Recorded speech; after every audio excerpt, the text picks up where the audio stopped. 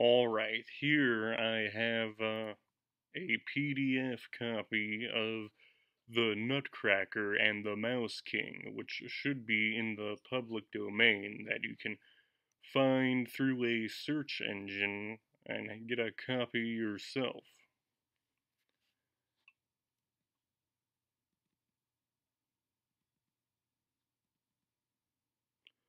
Nutcracker and Mouse King. The Nutcracker. And I'm gonna be reading this slowly, pointing at every word with the mouse, as if I'm trying to help a child learn how to read in the spirit of Christmas. Nutcracker and Mouse King, Christmas Eve. During the long, long day of the 24th of December, the children of Dr. Stahlbaum were not permitted to enter the parlor, much less the adjoining drawing room. Frederick and Maria sat nestled together in a corner of the room of the back chamber. Dusky twilight had come on, and they felt quite gloomy and fearful, for, as was commonly the case on this day, no light was brought in to them. Fred, in great secrecy and in a whisper, informed his little sister, she was only just 7 years old, that ever since morning he had heard a rustling and a rattling, and now and then a gentle knocking in the forbidden chambers. Not long ago also he had seen a little dark man with a large chest under his arm, gliding softly through the entry, but he knew very well that it was nobody but Godfather Drosselmeyer. Upon this Maria clapped her little hands together for joy and exclaimed, "Ah, what beautiful things has Godfather Drosselmeyer made for us this time!" Counselor Drosselmeyer was not a very handsome man. He was small and thin, had many wrinkles in his face. Over his right eye he had a large black patch, and he was without hair, for which reason he wore a very nice white wig. This was made of glass, however, and was a very ingenious piece of work. The godfather himself was very ingenious also. He understood all about clocks and watches, and could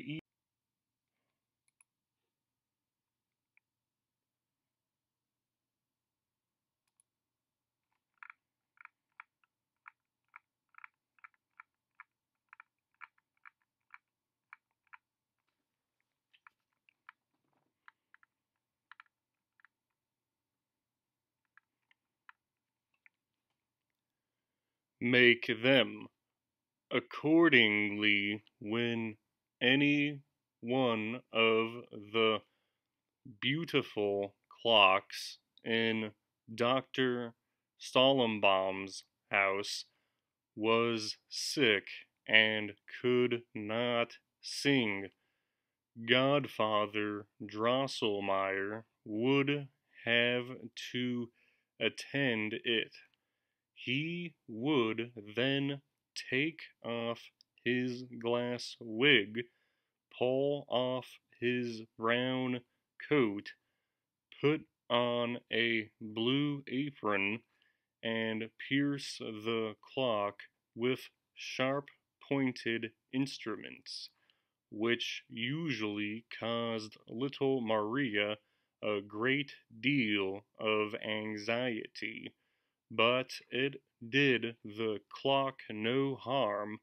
On the contrary, it became quite lively again, and began at once right merrily to rattle and to strike and to sing, so that it was a pleasure to all who heard it.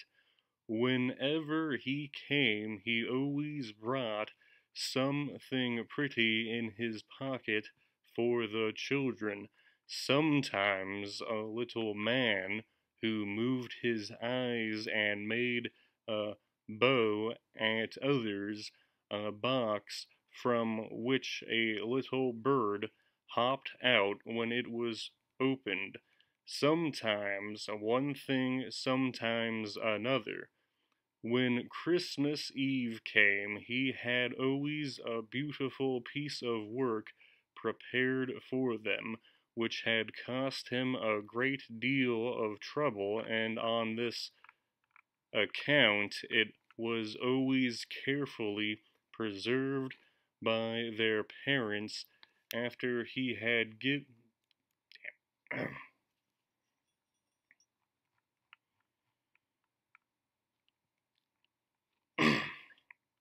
account, it was always carefully preserved by their parents after he had given it to them.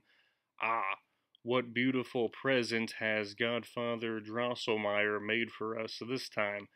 Exclaimed Maria. It was Fred's opinion that this time it could be nothing else than a castle in which all kinds of fine soldiers marched up and down and went through their exercises. Then other soldiers would come and try to break into the castle, but the soldiers within would fire off their cannon very bravely until all roared and cracked again. No, no, cried Maria, interrupting him. Godfather Drosselmeyer has told me of a lovely garden where there is a great lake upon which beautiful swans swim about with golden collars around their necks and sing their sweetest songs. Then there comes a little girl out of the garden down along the lake and coaxes the swans to the shore and feeds them with sweet cake. Swans never eat cake, interrupted Fred, somewhat roughly, and even Godfather Drosselmeyer himself can't make a whole garden. After all, we have little good of his playthings. They are all taken right away from us again. I like what Papa and Mamma give us much better, for we can keep their presents for ourselves, and do as we please with them. The children now began once more to guess what it could be this time. Maria thought that Miss Truncheon, her great doll, was growing very old, for she fell almost every moment upon the floor, and more awkwardly than ever, which could not happen without leaving sad marks upon her face.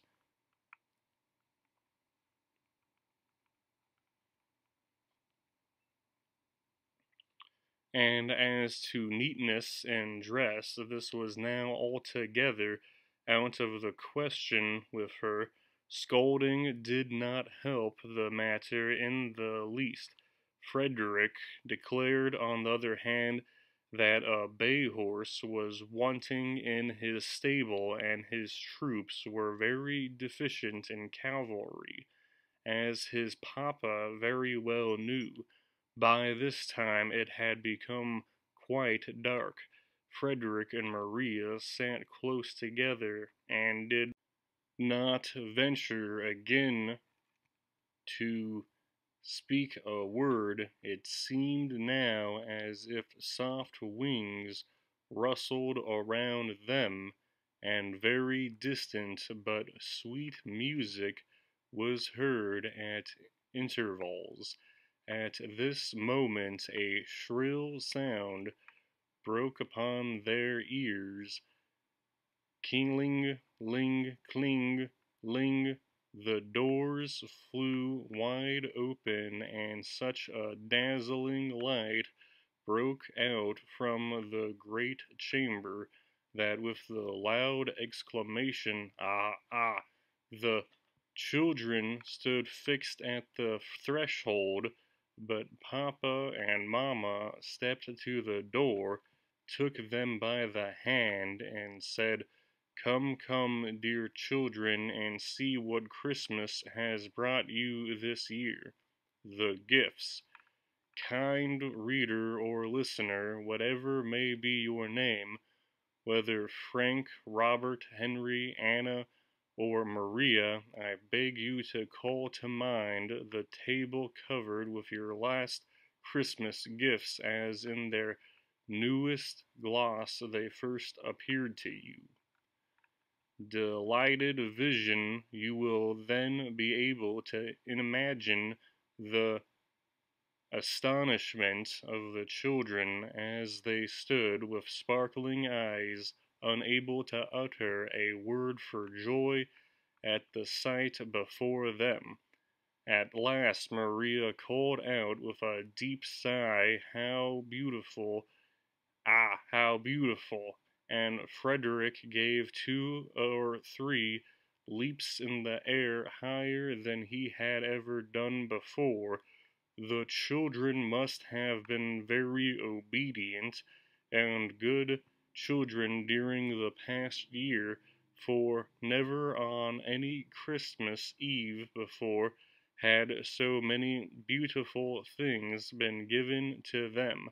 A tall fir tree stood in the middle of the room, covered with gold and silver apples, while sugar, almonds, comfits, lemon drops, and every kind of confectionery hung like buds and blossoms upon all its branches. But the greatest beauty about this wonderful tree was the many little lights that sparkled amid its dark boughs, which like stars illuminated its treasures, or like friendly eyes seemed to invite the children to partake of its blossoms and fruit. The table under the tree shone and flushed with 1,000 different colors. Ah, what beautiful things were there! Who can describe them? Maria spied the prettiest dolls, a tea set, all kinds of nice little furniture, and what eclipsed all the rest, a silk dress tastefully ornamented with gay ribbons, which hung upon a frame before her eyes, so that she could view it on every side. This she did too, and exclaimed over and over again, "Ah, the sweet, ah, the dear, dear frock! And may I put it on? Yes, yes, may I really, though, wear it?" In the meanwhile, Fred had been galloping round and round the room, trying his new bay horse, which, true enough, he had found fastened by its bridle to the table. Dismounting again, he said it was a wild creature, but that was nothing. he would soon break him. He then reviewed his new regiment of hussars, who were very elegantly arrayed in red and gold, and carried silver weapons, and rode upon such bright, shining horses that you would almost believe these were of pure silver also. The children had now become somewhat more composed, and turned to the picture books which lay upon on the table were all kinds of beautiful flowers and gaily dressed people, and boys and girls at play were painted as natural if they were alive. Yes, the children had just turned to these singular books when cling ling the bell was heard again. They knew that Godfather Drosselmeyer was now about to display his Christmas gift, and ran towards a table that stood against the wall, covered by a curtain reaching from the ceiling to the floor. The curtain behind which he had remained so long concealed was quickly drawn aside, and what saw the children then? Upon a green meadow, sprinkled with flowers, stood a noble castle with clear glass windows and a golden turrets. A musical clock began to play when the doors and windows flew open, and little men and women with feathers in their hats and long flowing trains were seen sauntering about in the rooms. In the middle hall, which seemed as if it were all on fire, so many little tapers were burning in silver chandeliers. There were children in white frocks and green jackets dancing to the sound of the music. A man in an emerald green cloak at intervals put his head out of the window, nodded, and then disappeared, and Godfather Drosselmeyer himself, only that he was not much bigger than Papa's thumb, came now and then to the door of the castle and looked about him, and then went in again. Fred, with his arms resting upon the table, gazed at the beautiful castle and the little walking, dancing figures, and then said, "Godfather Drosselmeyer, let me go into your castle." The counselor gave him to understand that that could not be done, and he was right, for it was foolish in Fred to wish to go into a castle which, with all its golden turrets, was not as high as his head. Fred saw that likewise himself after a while, as the men and women kept walking back and forth, and the children danced, and the Emerald Man looked out his window, and Godfather Drosselmeyer came to the door, and all without the least change. Fred called out impatiently, "Godfather Drosselmeyer, come out this time at the other door." "That can never be, dear Fred," said the counselor. "Well, then," continued Frederick, "let the green man who peeps out at the window walk about with the rest." "And that can never be," rejoined the counselor. "Then the children must come down," cried Fred. "I want to see them nearer." "All that can never be, I say," replied the counselor, a little out of humor. "As the mechanism is made, so it must remain."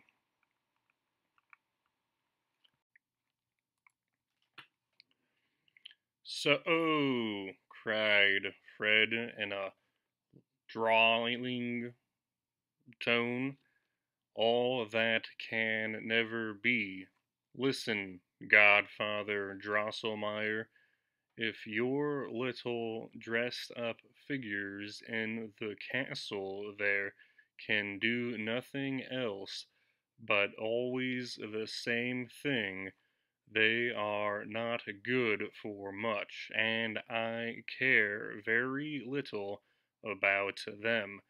No, give me my hussars, who can maneuver backward and forward as I order them and are not shut up in a house.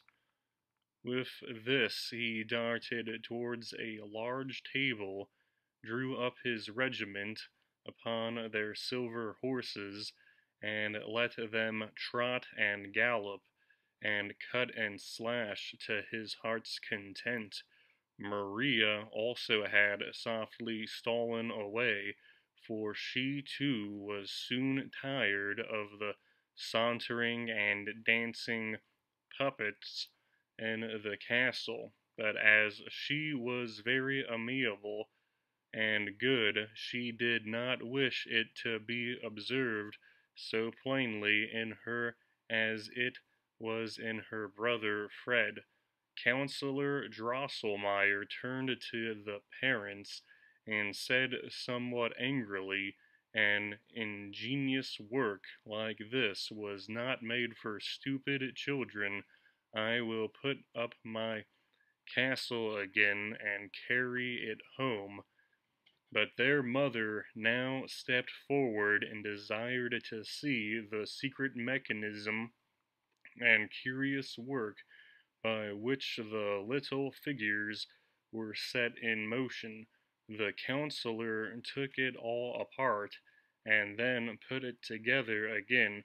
While he was employed in this manner, he became good natured once more, and gave the children some nice brown men and women, with gilt faces, hands and feet. They were all made of sweet thorn, and smelt like gingerbread, at which Frederick and Maria were greatly delighted. At her mother's request, the elder sister Louise had put on the new dress which had been given to her, and she looked most charmingly in it, but Maria, when it came to her turn, thought she would like to look at hers a while longer as it hung. This was readily permitted. The favorite. The truth is, Maria was unwilling to leave the table then, because she had discovered something upon it which had no one yet remarked. By the marching out of Fred's hussars, who had been drawn up close to the tree, a curious little man came into view, who stood there silent and retired as if he were waiting quietly for his turn to be noticed.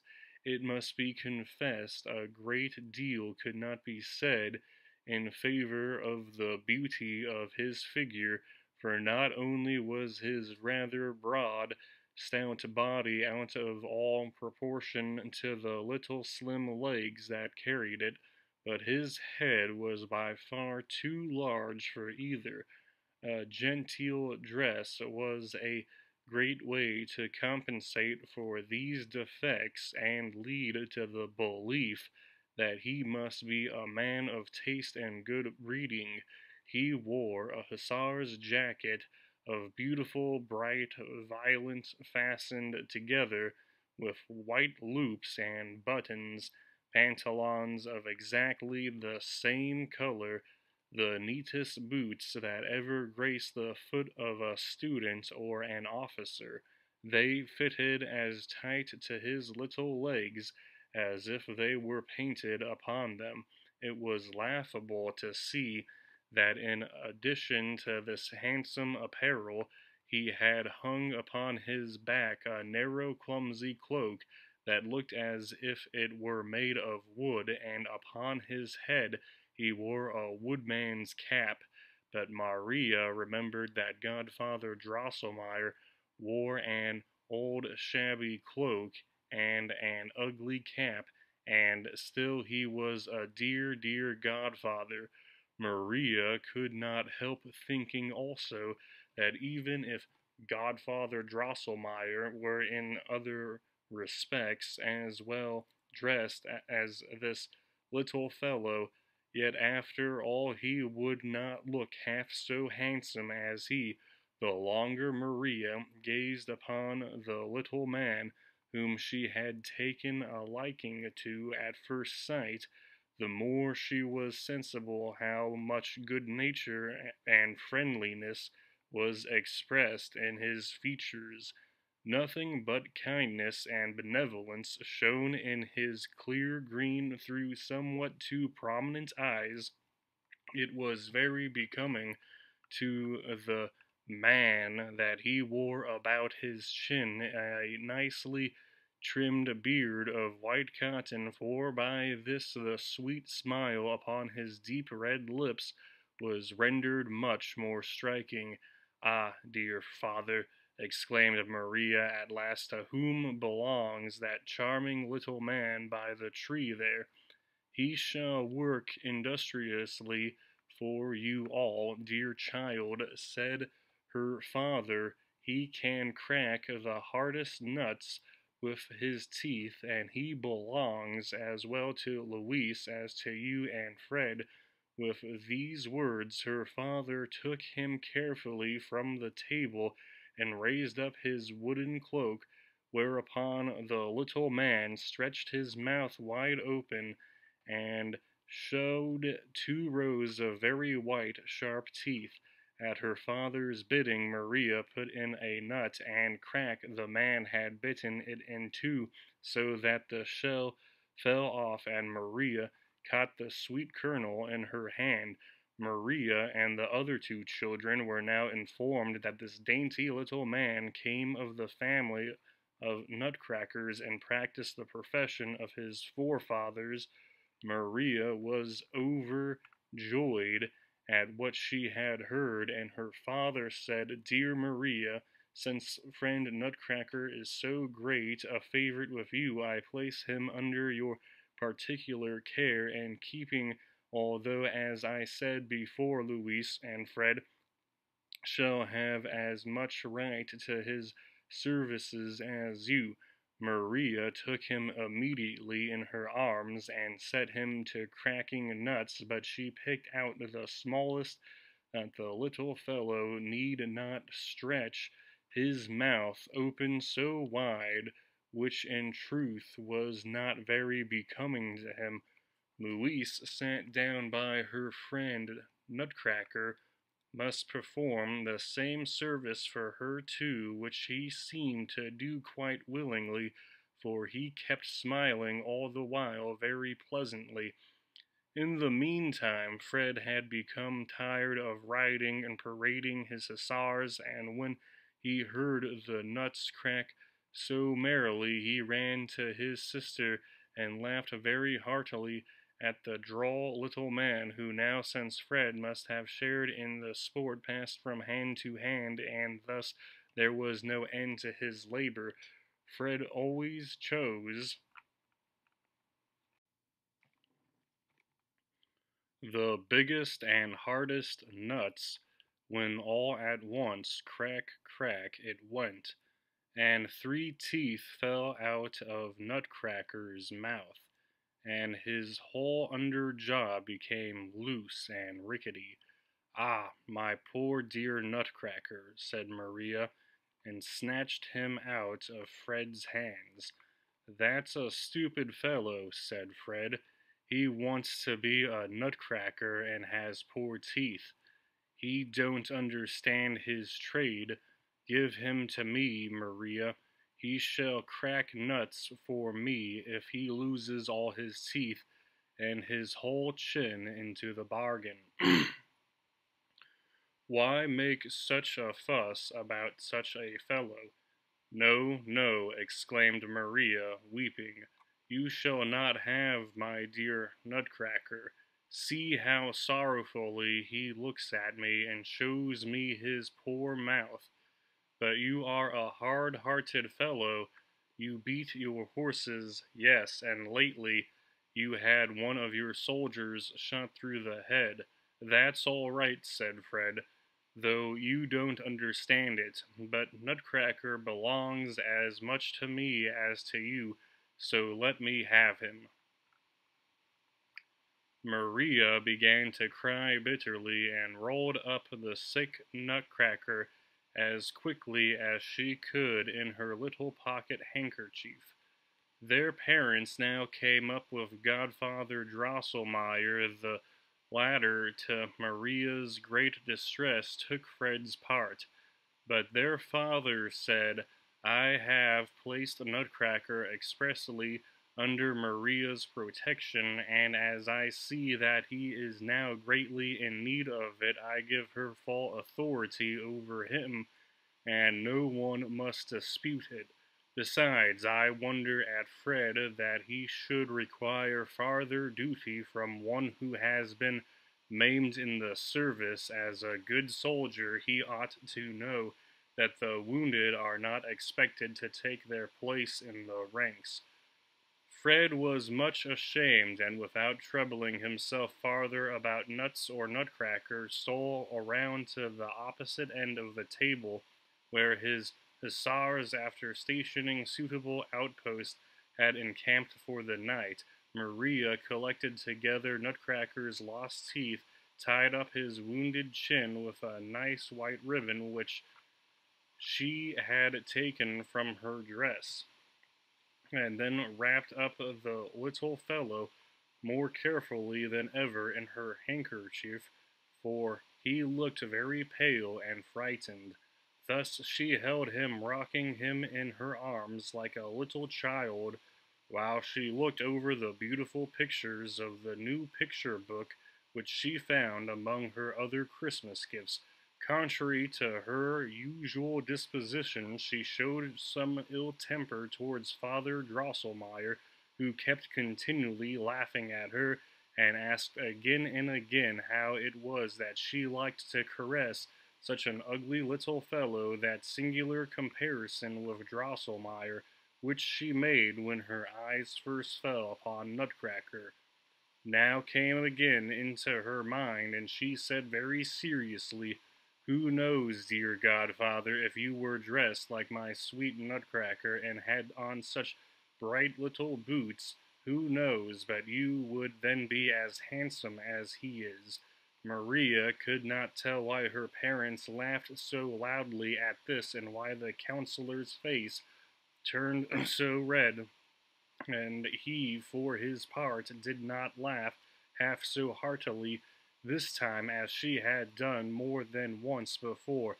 It is likely there was some particular reason for it. Wonders upon wonders. In the sitting room of the doctor's house, just as you enter the room, there stands on the left hand, close against the wall, a high glass case in which the children preserved all the beautiful things which are given to them every year. Louise was quite a little girl when her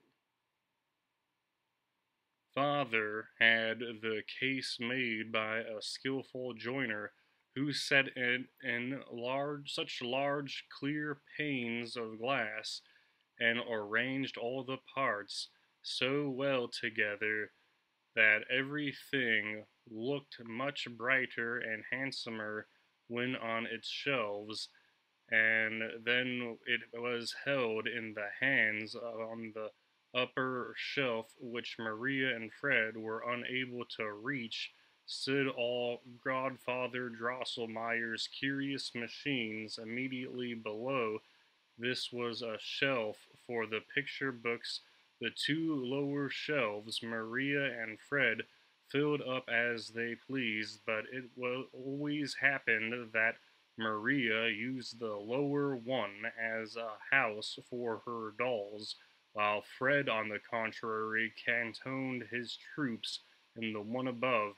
And so it happened today, for while Fred set his hussars in order above, Maria, having laid Miss Truncheon aside, and having installed the new and sweetly dressed doll in her best furnished chamber below, had invited herself to tea with her. I have said that the chamber was well furnished, and it is true here was a nice chintz sofa and several tiny chairs. There stood a tea table, but above all there was a clean white little bed for her doll to repose upon. All these things were arranged in one corner of the glass case, the sides of which were hung with gay pictures, and it will readily be supposed that in such a chamber the new doll, Miss Clara, must have found herself very comfortable. It was now late in the evening, and night, indeed, was close at hand, and Godfather Drosselmeyer had long since gone home. Yet still the children could not leave the glass case, although their mother repeatedly told them it was high time to go to bed. "It is true," cried Fred at last, "the poor fellows, meaning his hussars, would like to get a little rest, and as long as I am here, not one of them will dare to nod, I know that." With these words he went up to bed, but Maria begged very hard, "Only leave me here a little while, dear mother.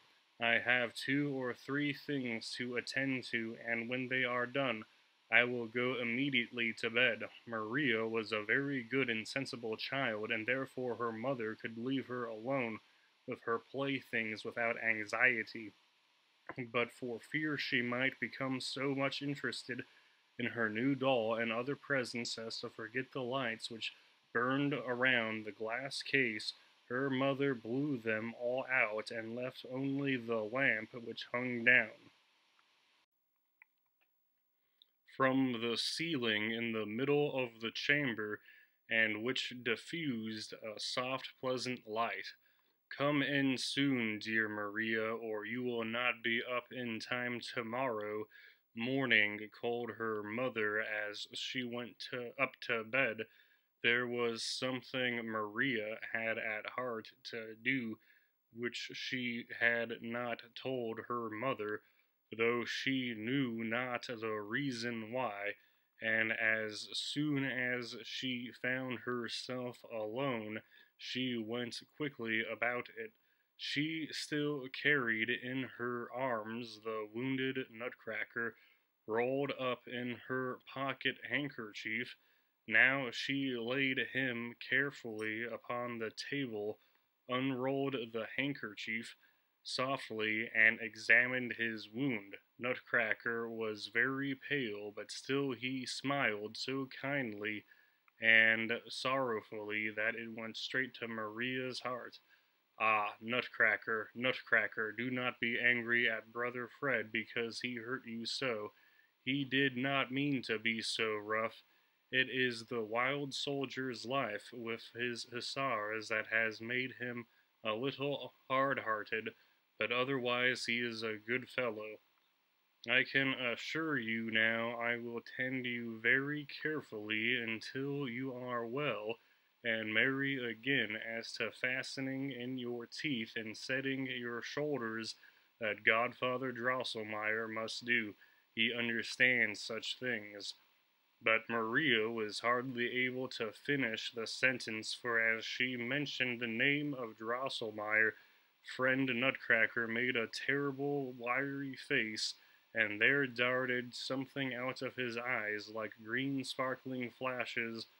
Maria was just holding to fall into a dreadful fright, when behold, it was the sad smiling face of the honest Nutcracker again, which she saw before her, and she knew now that it must be the glare of the lamp, which, stirred by the draught, had flared up and distorted Nutcracker's features so strangely.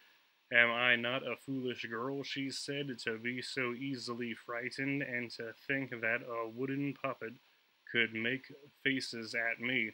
But I love Nutcracker too well, because he is so droll and so good-tempered, that there he shall be taken good care of as he deserves." With this, Maria took friend Nutcracker in her arms, walked to the glass case, stooped down, and said to her new doll, "Pray, Miss Clara, be so good as to give up your bed to the sick and wounded Nutcracker. Make out as well as you can with the sofa. Remember that you are well and hearty, or you would not have such fat red cheeks. Very few little dolls have such nice sofas." Miss Clara, in her gay Christmas attire, looked very grand and haughty, and would not even say "muck." "But why should I stand upon ceremony?" said Maria, and she took out the bed, laid little Nutcracker down upon it softly, and gently rolled a nice ribbon which she wore around her waist about his poor shoulders, and then drew the bedclothes over him snugly, so that there was nothing to be seen of him below the nose. "He shan't stay with the naughty Clara," she said, and raised the bed, with Nutcracker in it, to the shelf above, and placed it close by the pretty village where Fred's hussars were quartered. She locked the case and was about to go up to bed, when "Listen, children," when softly, softly it began to rustle and to whisper and to rattle round and round under the hearth, behind the chairs, behind the cupboards and glass case. The great clock were read louder and louder, but it could not strike. Maria turned towards it. There the large gilt owl that sat on the top had dropped down its wings, so that they covered the whole face, and it stretched out its ugly head with a short, crooked beak, and looked just like a cat. And the clock whirred louder in plain words, "Dickory, dickory, dock, whir softly clock. Mouse King has a fine ear, purr, purr, pum, pum, the old song, let him hear, purr, purr, pum, pum, or he might run away in a fright. Now, clock, strike softly and light," and pum, pum it went with a dull, deadened sound 12 times.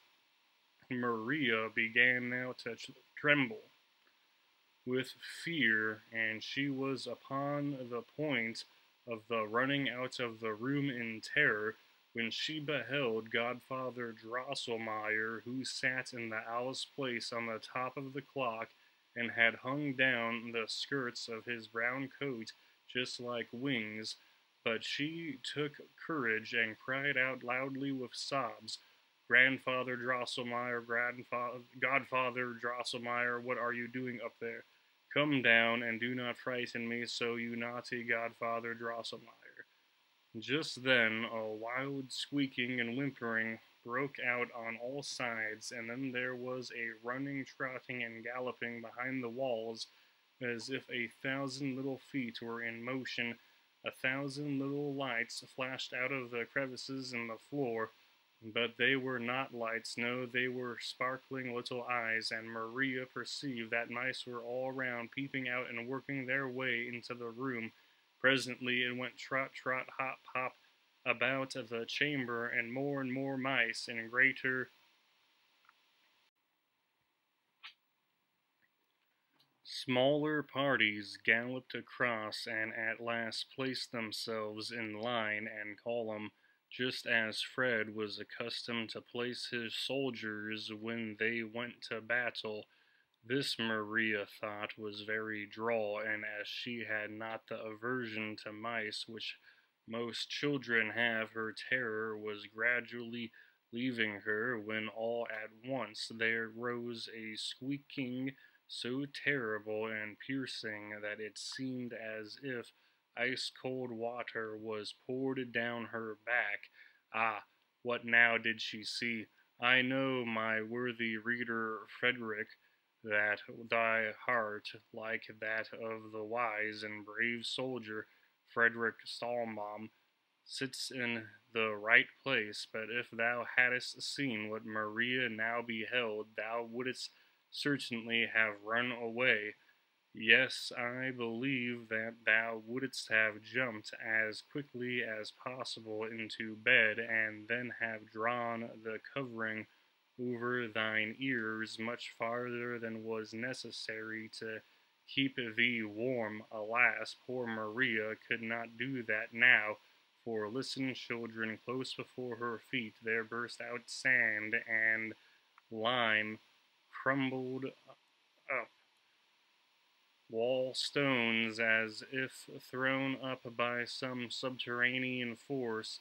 7 mice heads with 7 sparkling crowns rose out of the floor, squeaking and squealing terribly. Presently, the mouse's body, to which these 7 heads belonged, worked its way out, and the great mouse crown with the 7 diadems, squeaking loudly, huzza'd in full chorus as he advanced to meet his army, which at once set itself in motion, and hot, hot, trot, trot, it went, alas, straight towards the glass case, straight towards poor Maria, who stood close before it. Her heart had before beat so terribly from anxiety and fear that she thought it would leap out of her bosom, and then she knew she must die. But now it seemed as if the blood stood still in her veins. Half fainting, she tottered backward when clatter, clatter, rattle, rattle it went, and a glass pane which she had struck with her elbow fell in pieces at her feet.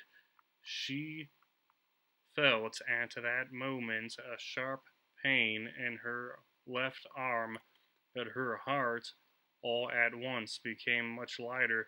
She heard no more squeaking and squealing, all had become still, and although she did not dare to look, yet she believed that the mice, frightened by the clatter of the broken glass, had retreated into their holes. But that was that again. Close behind her in the glass case, a strange bustling and rustling began, and a little fine voices were heard. Up, up, awake, arms take awake to the fight this night, up, up to the fight. And all the while something rang out clear and sweet like little bells.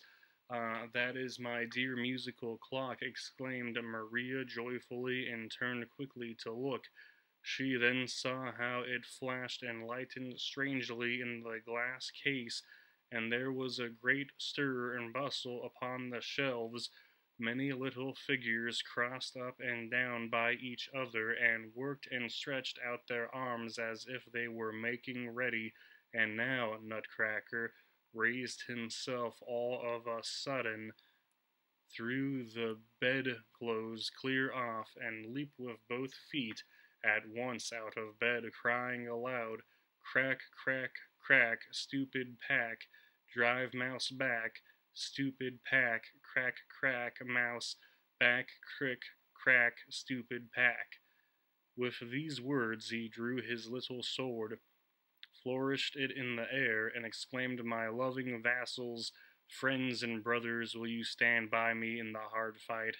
Straightway 3 scaramouches, a harlequin, 4 chimney sweepers, 2 guitar players, and a drummer cried out, "Yes, my lord, we will follow you with fidelity and courage. We will march with you to battle, to victory or death," and then rushed after the fiery Nutcracker, who ventured the dangerous leap down from the upper shelf. Ah, it was easy enough for them to perform this feat, for the bedside the fine garments of thick cloth and silk which they wore, the inside of their bodies, were made of cotton and tow, so that they came down plump like bags of wool. But poor Nutcracker had certainly broken his arms or his legs, for remember it was almost 2 feet from the shelf where he stood to the floor, and his body was as brittle as if it had been cut out of linden wood. Yes, Nutcracker would certainly have broken his arms or his legs if at the moment when he leaped Miss Clara had not sprung quickly from the sofa and caught the hero with his drawn sword in her soft arms. Ah, though, dear good Clara, sobbed Maria, how I have wronged thee. Thou didst certainly resign thy bed willingly to little Nutcracker. But Miss Clara now spoke as she softly pressed the young hero to her silken bosom. You will not, O my lord, sick and wounded as you are, share the dangers of the fight. See how you our brave vassals assemble themselves, eager for the affray and certain of conquest. Scaramouche, Harley Quinn, chimney sweepers, guitar players, drummer are already drawn up below. Lo, and the china figures on the shelf stir and move strangely. Will you not, O my lord, repose upon the sofa, or from my arms look down upon your victory? Thus spoke Clara, but Nutcracker deemed himself very ungraciously, for he kicked and struggled so violently with his legs that Clara was obliged to set him quickly down upon the floor. He then, however, dropped gracefully upon one knee, and said, Fair lady, the recollection of thy favour and condescension will go with me into the battle and the strife.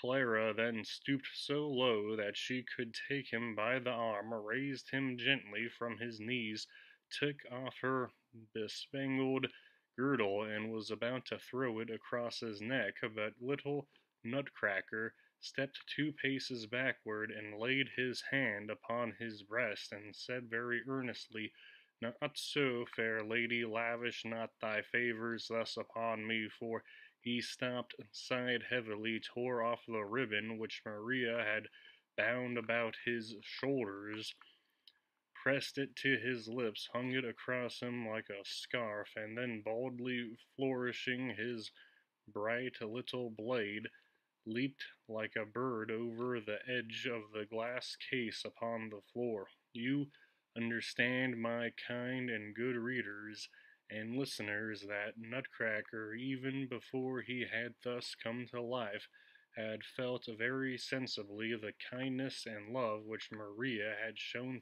towards him, and it was because he had become so partial to her that he would not receive and wear the girdle of Miss Clara, although it shone and sparkled so brightly.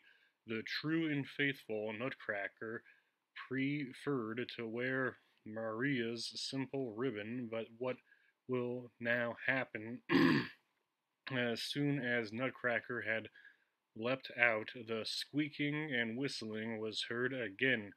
Ah, it is under the large table that the hateful mice have concealed their countless bands, and high above them all towers the dreadful mouse with 7 heads. What will now happen? The battle. Beat the march, true vassal drummer, screamed Nutcracker, very loudly, and immediately the drummer began to rattle and to roll upon his drum so skilfully that the windows of the glass case trembled with and hummed again.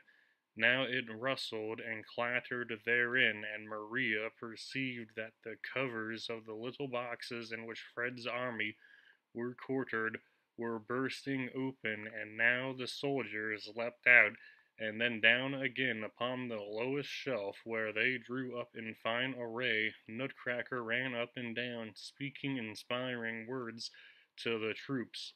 Let no dog of a trumpeter blow or steer, he cried angrily, for he was afraid he should not be heard, and then turned quickly to Harley Quinn, who had grown a little pale, and chattered with his long chin. General, he said earnestly, I know your courage and your experience. There is need now for quick eye and skill to seize the proper moment.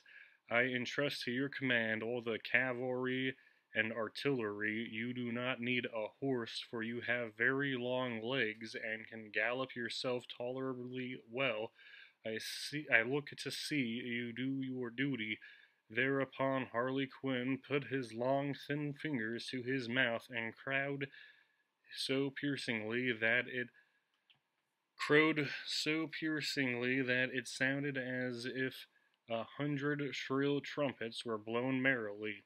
Then it stirred again in the glass case. A neighing and whining and a stamping were heard, and see Fred's cuirassiers and dragoons, but above all his new splendid hussars, marched out and halted close by the case. Regiment after regiment now defiled before Nutcracker with flying colors and warlike music, and ranged themselves in long rows across the floor of the chamber. Before them went Fred's cannon rattling along, surrounded by the cannoneers, and soon bomb it went, and Maria could see how the mice suffered by the fire, how the sugar plums plunged into their dark, heavy mass, covering them with white powder and throwing them more than once into shameful disorder. But the greatest damage was done to them by a heavy battery that was mounted upon Mamma's footstool, which Pum Pum kept up a steady fire of caraway seeds against the enemy, by which a great many of them fell. The mice, notwithstanding, came nearer and nearer, and at last mastered some of the cannon, but then it went purr, and Maria could scarcely see what now happened for the smoke and dust. This, however, was certain, that each corpse fought with the greatest animosity, and the victory was for a long time doubtful. The mice kept deploying more and more forces, and the little silver shot, which they fired very skillfully, struck now even into the glass case.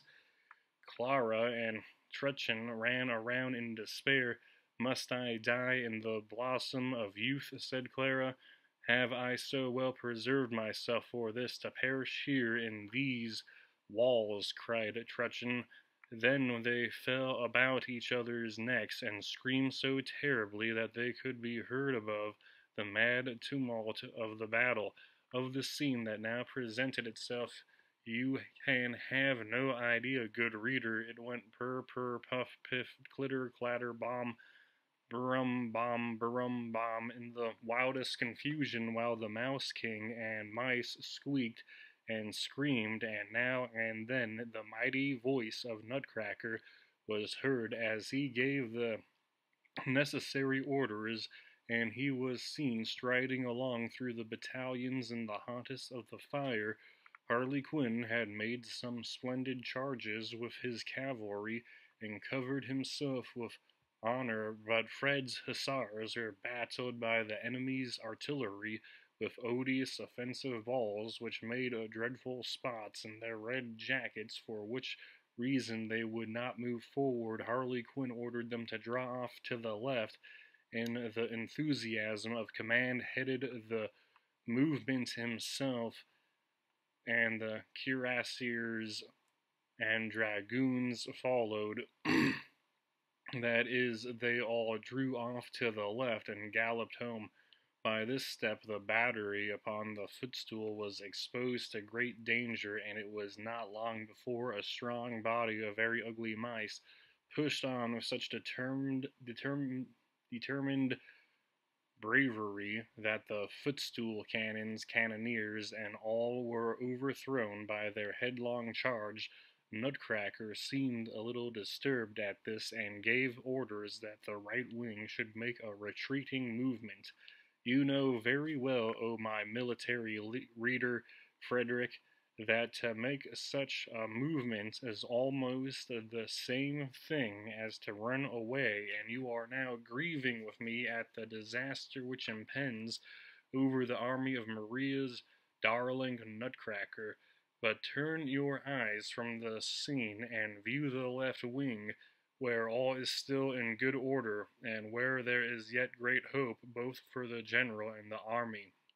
During the hottest of the fight, large masses of mice cavalry had debouched,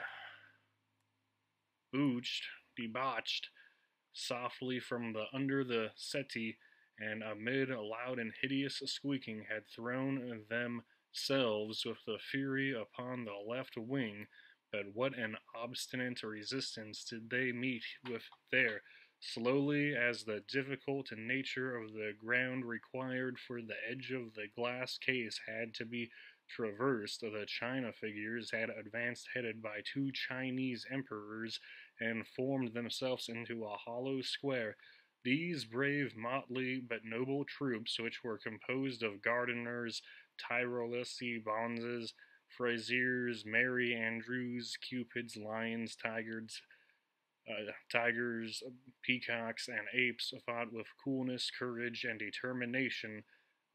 By their Spartan bravery, this battalion of picked men would have wrested the victory from the foe had not a bold major rushed madly from the enemy's ranks and bitten off the head of one of the Chinese emperors, who in falling dashed to the ground two bonzes and a cupid. Through this gap the enemy penetrated into the air, and in a few moments the whole battalion was torn to pieces. Their brave resistance, therefore, was of no avail to Nutcracker's army, which, once having begun retreat, retired farther and farther, and at every step with diminished numbers, until the unfortunate Nutcracker halted with a little band close before the glass case. Let the reserve advance. Harlequin, Scaramouch, Drummer, where are you? Thus cried Nutcracker, in hopes of new troops which should deploy out of the glass case, and there actually came forth a few brown men and women, made of sweet thorn, with golden faces and caps and helmets, but they fought around so awkwardly that they did not hit one of the enemy, and at last knocked the cap off their own general's head. The enemy's chasseurs, too, bit off their legs before long, so that they tumbled over and carried with them to the ground some of Nutcracker's best officers. Nutcracker, now completely surrounded by the foe, was in the greatest peril. He tried to leap over the edge into the glass case, but found his legs too short. Clara and Tretchen lay each in a deep swoon. They could not help him. Hussars, dragoons sprang merrily by him into safe quarters, and in wild despair he cried, "A horse, a horse, a kingdom for a horse!" At this moment two of the enemy's tirailleurs seized him by his wooden mantle, and the Mouse King, squeaking from his 7 throats, leaped in triumph towards him. Maria could no longer control herself. "Oh, my poor Nutcracker," she cried, sobbing, and without being exactly conscious of what she did, grasped her left shoe and threw it with all her strength into the thickest of the mice, straight at their king. In an instant it all seemed scattered and dispersed, but Maria felt in her left arm a still sharper pain than before, and sank in a swoon to the floor. The sickness. When Maria woke out of her deep and death-like slumber, she found herself lying in her own bed, with the sun shining bright and sparkling through the ice-covered windows into the chamber. Close beside her sat a stranger, whom she soon recognized, however, as the surgeon Wendelstern. He said softly, "She is awake." Her mother then came to the bedside and gazed upon her with anxious and inquiring looks. "Ah, dear mother," lisped little Maria, "are all the hateful mice gone, and is the good Nutcracker safe?" "Do not talk such foolish stuff," replied her mother. "What have the mice to do with Nutcracker? You naughty child, you have caused us a great deal of anxiety, but so it always is when children are disobedient and do not mind their parents. You played last night with your dolls until it was very late. You became sleepy, probably, and a stray mouse may have jumped out and frightened you. At all events, you broke a pane of glass with your elbow and cut your arm so severely that neighbor Wendelstern, who has just taken the piece of glass out of the wound, declares that it came very near cutting a vein, in which case you might have had a stiff arm all your life, or perhaps have bled to death. It was fortunate that I woke about midnight, and not finding you in your bed, got up and went into the sitting room. There you lay in a swoon upon the floor, close by the glass case, the blood flowing in a stream. I almost fainted away myself at the sight. There you lay, and scattered around were many of Frederick's leaden soldiers, broken china figures, gingerbread men and women, and other playthings, and not far off you left Shoe. "Ah, dear mother," exclaimed Maria, interrupting her, "those were the traces of that dreadful battle between the puppets and the mice. What frightened me so was the danger of poor Nutcracker when the mice were going to take him prisoner. Then I threw my shoe at the mice, and after that I don't know what happened."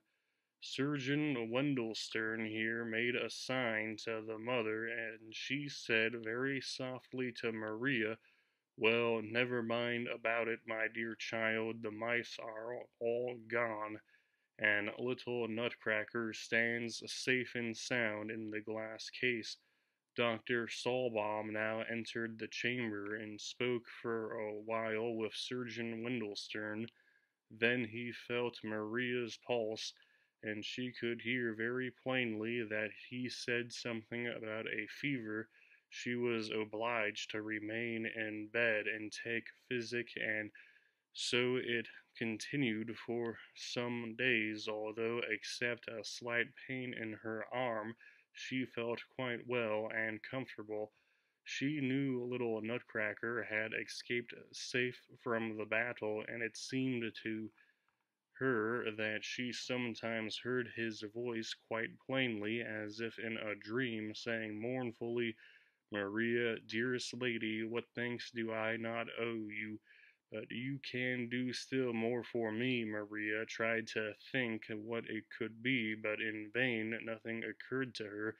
She could not play very well on account of the wound in her arm, and when she tried to read or look at her picture books, a strange glare came across her eyes, so that she was obliged to desist. The time during the day always seemed very long to her, and she waited impatiently for evening, as her mother then usually seated herself by her bedside and read or related some pretty story to her. One evening she had just finished the wonderful history of Prince Facardin, when the door opened and Godfather Drosselmeyer entered, saying, "I must see now for myself how it goes with the sick and wounded Maria." As soon as Maria saw Godfather Drosselmeyer in brown coat, the image of that night in which Nutcracker lost the battle against the mice returned vividly to her mind, and she cried out involuntarily, "Oh, Godfather Drosselmeyer, you have been very naughty. I saw you as you sat upon the cloak and covered it with your wings, so that it should not strike loud to scare away the mice. I heard how you called out to the Mouse King. Why did you not come to help us, me and the poor Nutcracker? It is all your fault, naughty Godfather Drosselmeyer, that I must lie here sick in bed.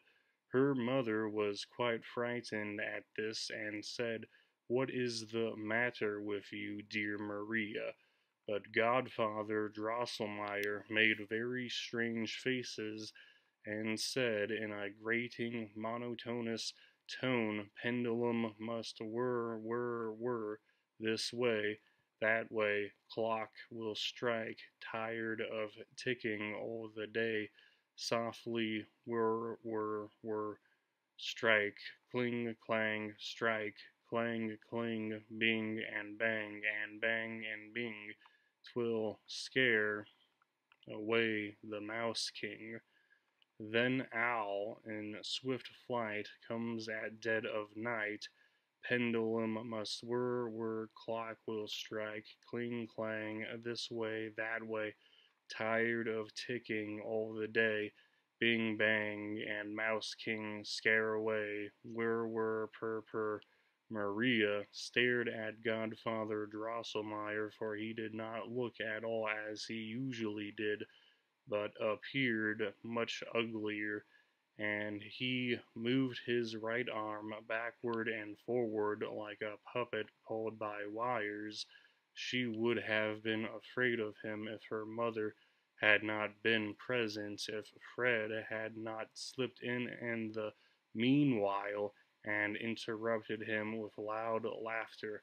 "Ha ha, Godfather Drosselmeyer," cried Fred. "You are today too droll again. You act just like my Harley Quinn that I threw into the lumber room long ago." But their mother was very serious and said, "Dear counselor, this very strange sport, what do you really mean by it?" "Gracious me," replied Drosselmeyer, laughing, "have you forgotten then my pretty watch maker's song? I always sing it to such patients as Maria."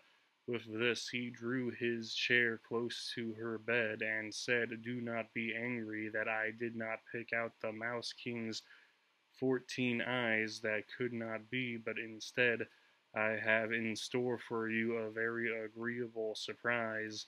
The counselor, with these words, put his hand in his pocket, drew something out slowly, and behold, it was Nutcracker, with his lost teeth nicely fastened in, and his lame chin well set and sound.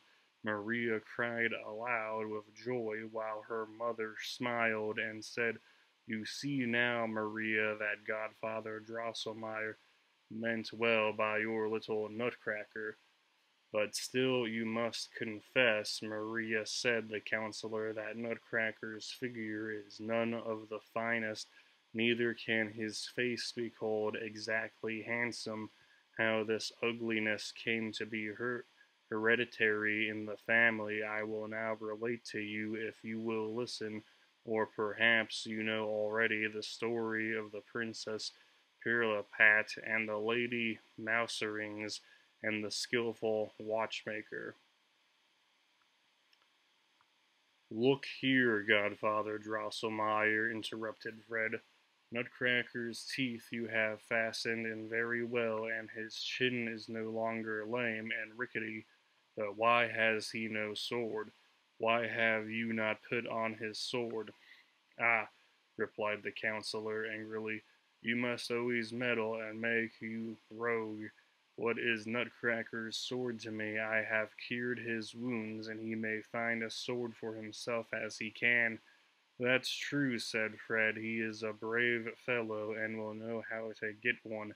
"Tell me then, Maria," continued the counselor, "have you heard the story of Princess Pirlipat?" "I hope, dear counselor," said the mother, "that your story will not be frightful, as those that you narrate usually are. By no means, dearest madam, replied Drosselmeyer.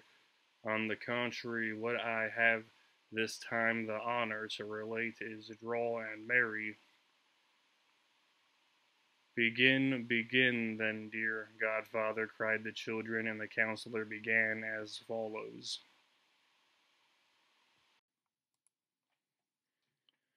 The story of the hard nut. Pirlipat's mother was the wife of a king and therefore a queen, and Pirlipat straightway, at the moment of her birth, a true princess. The king was beside himself with joy when he saw his beautiful daughter as she lay in the cradle. He shouted aloud, danced, jumped about upon one leg, and cried again and again, "Ha! ha! Was there ever anything seen more beautiful than my little Pirlipat?" Thereupon all the ministers, generals, presidents, and staff officers jumped about upon one leg like the king, and cried aloud, "No, never!"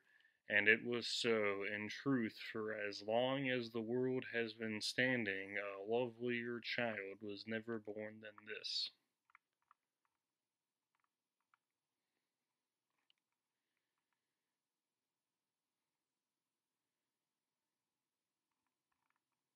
Story of the Hard Nut.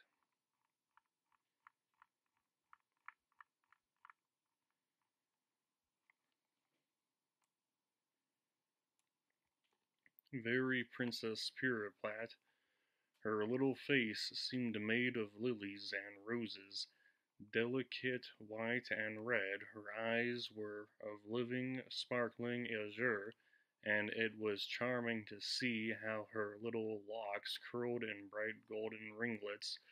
Besides this, Pirlipat had brought into the world 2 rows of little pearly teeth, with which 2 hours after her birth she bit the High Chancellor's finger as he was examining her features too closely, so that he screamed out, "O Gemini!"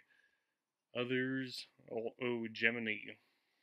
Others assert that he cried out, "O Cricky!"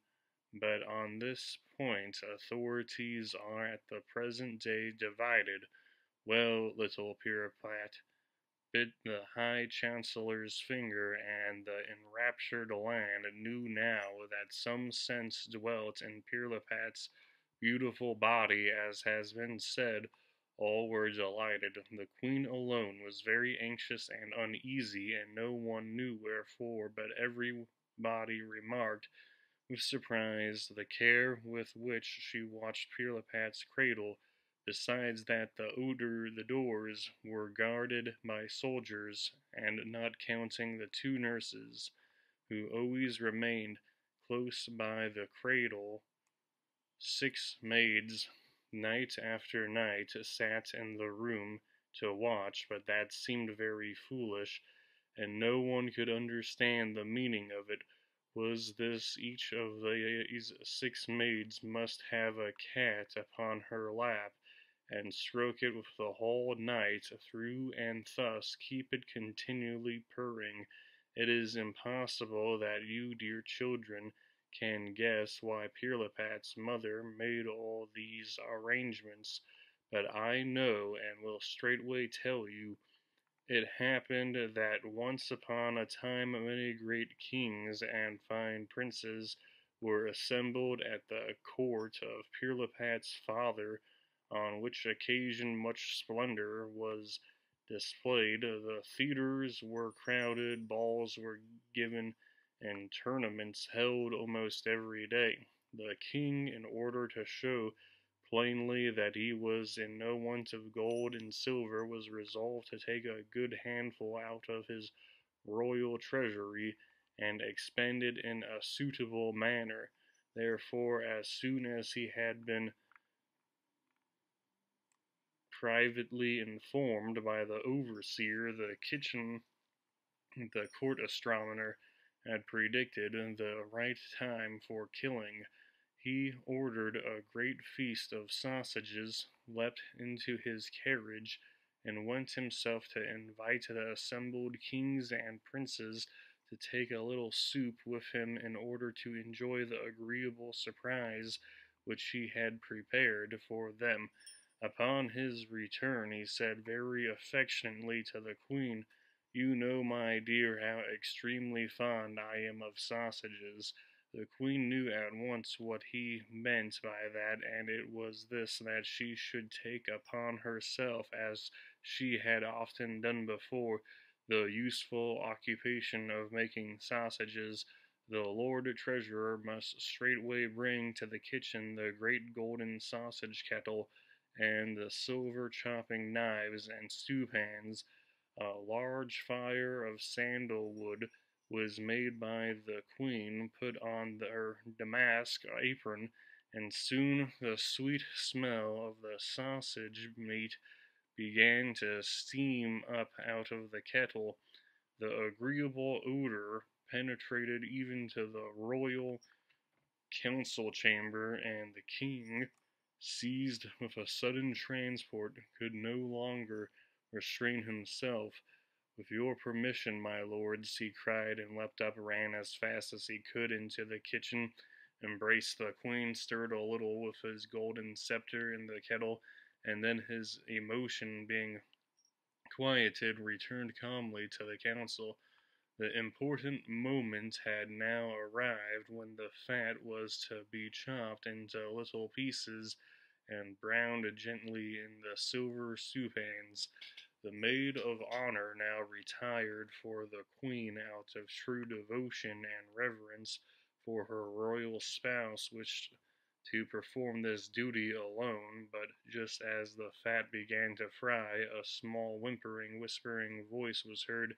"Give me a little of the fat, sister. I should like my part of the feast. I too am a queen. Give me a little of the fat." The queen knew very well that it was Lady Mouserings who said this. Lady Mouserings had lived these many years in the king's palace.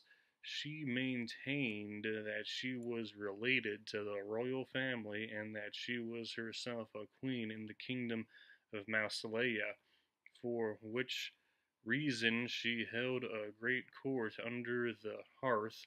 The queen was a kind and benevolent lady, and although she was not exactly willing to acknowledge Lady Mouserings as a true queen and sister, yet she was very ready to allow her a little banquet on the great holiday.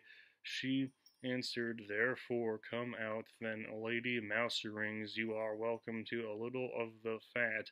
Upon this, Lady Mouserings leapt out very quickly and merrily, jumped upon the hearth, and seized her dainty little paws, one piece of fat after the other, as the queen reached it to her. But now all the cousins and aunts of the Lady Mouserings came running out, besides her 7 sons, rude and forward rogues, who all fell at once upon the fat, and the terrified queen could not drive them away. But as good fortune would have it, the chief maid honor came in at this moment and chased away the intruding guests, so that a little of the fat was left. The king's mathematician, being summoned, demonstrated very clearly that there was enough remaining to season all the sausages if distributed with the nicest judgment and skill. Drums and trumpets were now heard without, and all the invited potentates and princes, some on white palfreys, some in crystal carriages, came in splendid apparel to the sausage feast. The king received them kindly and graciously, and then, adorned with crown and scepter, as became the monarch of the land, seated himself at the head of the table.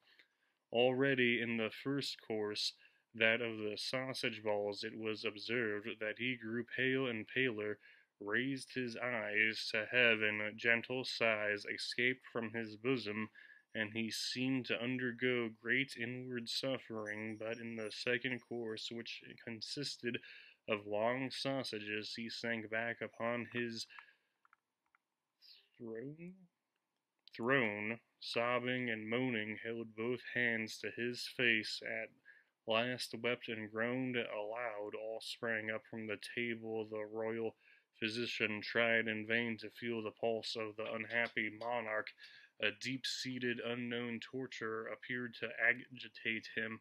At last, after much anxiety, and after the application of some very strong remedies, the king seemed to come a little to himself, and stammered out scarce audibly the words, "Too little fat." Then the queen threw herself in despair at his feet, and sobbed out, "O my poor unhappy royal husband, alas, how great must be the suffering which you endure! But see the guilty one at your feet, punish her without mercy.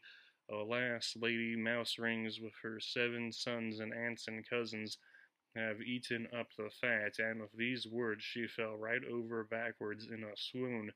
Then the king, full of rage, leapt up and cried out, "Chief maid of the honor, how happened that?" The chief maid of honor told the story as much as she knew of it, and the king resolved to take vengeance upon Lady Mouserings and her family for having eaten up the fat of his sausages. The Privy Council was called, and it was resolved to summon Lady Mouserings to trial and confiscate all her estates.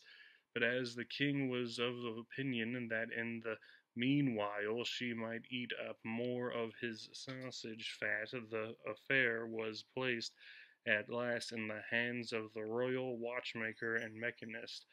This man, whose name was the same as mine, to wit, Christian Elias Drosselmeyer, engaged by means of a very singular and deep political scheme to drive Lady Mouserings and her family from the palace forever.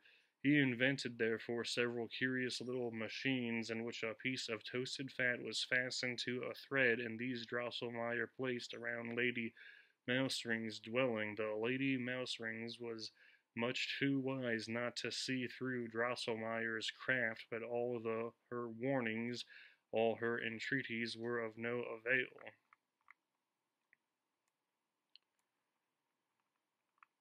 Every one of her 7 sons and many of her cousins and aunts went into Drosselmeyer's machines, and as they tried to snap away the fat, were caught by an iron grating which fell suddenly down behind them, and were afterwards miserably slaughtered in the kitchen. Lady Mouserings, with the little remnant of her family, forsook the dreadful place. Grief, despair, revenge filled her bosom. The court reveled in joy at this event, but the queen was very anxious, for she knew the disposition of Lady Mouserings, and was very sure that she would not suffer the death of her sons to go unavenged. In fact, Lady Mouserings appeared one day when the queen was in the kitchen preparing a harslet hash for her royal husband, a dish of which he was very fond, and said, "My sons, my cousins, and aunts are destroyed. Take care, queen, that Mouse Queen does not bite. Why, little princess, and two, take good care." With this she disappeared and was not seen again, but the queen was so frightened that she let the hash fall into the fire, and thus a second time Lady Mouserings spoiled a favorite dish for the king, at which he was very angry. "But this, dear children," said Drosselmeyer, "is enough for tonight. The rest at another time." Maria, who had her own thoughts about this story, begged Godfather Drosselmeyer very hard to go on, but she could not prevail upon him. He rose, saying, "Too much at once is bad for the health, the rest tomorrow." As the councillor was just stepping out of the room, Fred called out, "Tell me, Godfather Drosselmeyer, is it then really true that you invented mouse traps "How can you ask such a silly question?" said his mother, but the counselor smiled mysteriously and said in an undertone, "Am I a skillful watchmaker, and yet not able to invent a mousetrap?"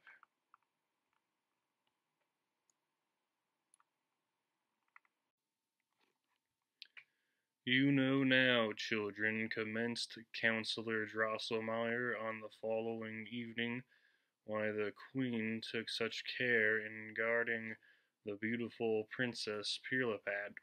Was it not to be feared that the Lady Mouserings would execute her threat that she would come again and bite the little princess to death?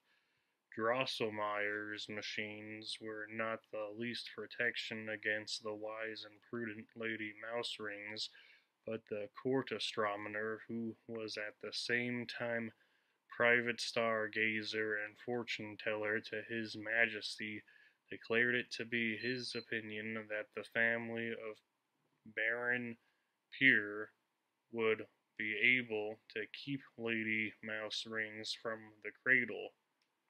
Most of that name were secretaries of legation at court, with little to do, though always at hand for an embassy to a foreign power, where they must now render themselves useful at home, and it came that each of the waiting woman must hold a son of that family upon her lap, and by continual and attentive fondling lighten the severe public duties which fell to their lot.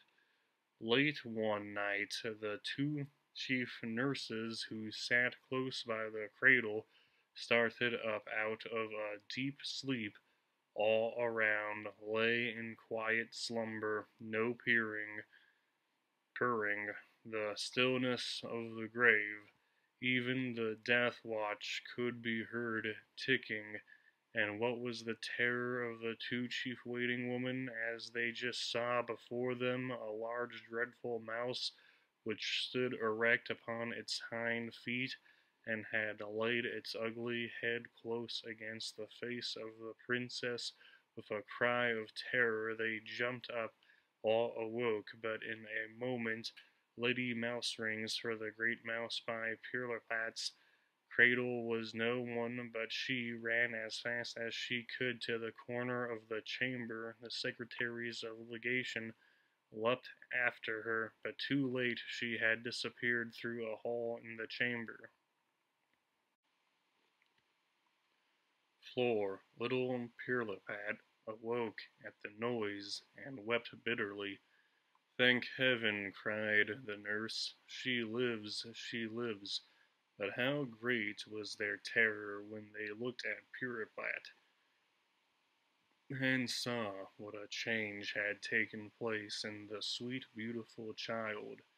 Instead of white and red face with golden locks, a large ill-shaped head sat upon her thin shriveled body. Her azure blue eyes were changed into green staring ones, and her little mouth had stretched itself from ear to ear.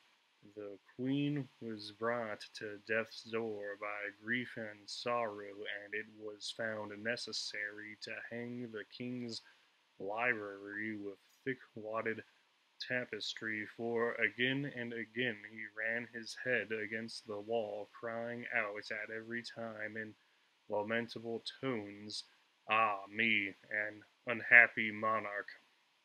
He might now have seen how much better it would have been to eat his sausages without fat, and to leave Lady Mouserings and her family at peace under the hearth." But Pirlipat's royal father did not think about this. He laid all the blame upon the court watchmaker and mechanist Christian Elias Drosselmeyer of Nuremberg. He therefore wisely decreed that Drosselmeyer should restore the Princess Pirlipat to her former condition within 4 weeks, or at least find out some certain and infallible method of effecting this, otherwise he should suffer a shameful death under the axe of the executioner. Drosselmeyer was not a little terrified, but he had great confidence in his skill and good fortune, and began immediately the first operation which he thought useful. He took little Princess Pirlipat apart with great dexterity, unscrewed her little hands and feet, and carefully examined her inward structure, but he found, alas, that the princess would grow uglier as she grew bigger, and knew not what to do or what to advise. He put the princess carefully together again, and sank down by her cradle in despair, for he was not allowed to leave it. The 4th week had commenced. Yes, Thursday had come, and when the king looked in with flashing eyes, and shaking his scepter at him, cried, "Christian Elias Drosselmeyer, cure the princess, or thou must die." Drosselmeyer began to weep bitterly, but Princess Pirlipat lay as happy as the day cracked nuts. Pirlipat's uncommon appetite for nuts now occurred for the first time to the mechanist, and the fact likewise that she had come into the world with teeth. In truth, immediately after her transformation she had screamed continually until a nut accidentally came in her way, which she immediately put into her mouth, cracked it, ate the kernel, and then became quite composed. Since that time her nurses found that nothing pleased her so well as to be supplied with nuts. O sacred instinct of nature, external and inexplicable sympathy of existence, cried Christian Elias Drosselmeyer, thou pointest me to the gates of this mystery. I will knock, and they will open. He begged straightway for permission to speak with the royal astronomer, and was led to his apartment under a strong guard. They embraced with many tears, for they had been warm friends, then retired into a private cabinet, and examined a great many books which treated of instinct, of sympathies and antipathies, and other mysterious things. Night came on. The astronomer looked at the stars with the aid of Drosselmeyer, who had great skill in such matters, set up the horoscope of Princess Pirlipat. It was a great deal of trouble, for the lines grew all the while more and more intricate, but at last, what joy, at last it became clear that the Princess Pirlipat, in order to be freed from the magic which had deformed her and to regain her beauty, had nothing to do but to eat the kernel of the nut Crackatuck. Now the nut Crackatuck had such a hard shell that an 80 and 40 pounder might be wheeled over it without breaking it. This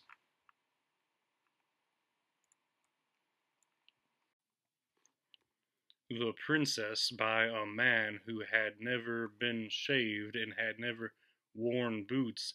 The young man must then hand her the kernel with closed eyes, and must not open them again until he had marched 7 steps backward without stumbling.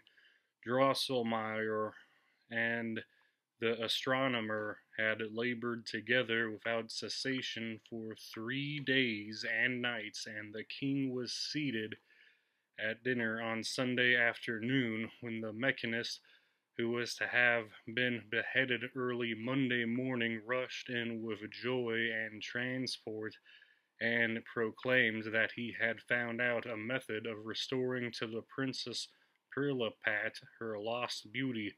The king embraced him with great kindness, and promised him a diamond sword, 4 orders of honor, and 2 new Sunday suits. Immediately after dinner we will go to work, he added, and see to it, dear mechanist, that the unshorn young man in shoes is ready at hand with the nut Crackatuck, and take care that he drinks no wine beforehand, for fear he should stumble as he goes the 7 steps backward like a crab, afterward he may drink like a fish. Drosselmeyer was very much discomposed at these words, and after much stuttering and stammering, said that the method was discovered indeed, but that the nut Crackatuck and the young man to crack it were yet to be sought after, and that it was quite doubtful whether Nut or Nutcracker would ever be found. The king, in great anger, swung his scepter about his crowned head and roared with the voice of a lion, "Then goes thy head." It was very fortunate for the unhappy Drosselmeyer, for that king's dinner had been cooked better than usual this day, so that he was in a pleasant humor and disposed to listen to reason, while the good queen, who was moved by the hard fate of the mechanist, used her influence to soothe him. Drosselmeyer then, after a while, took courage and represented to the monarch that he had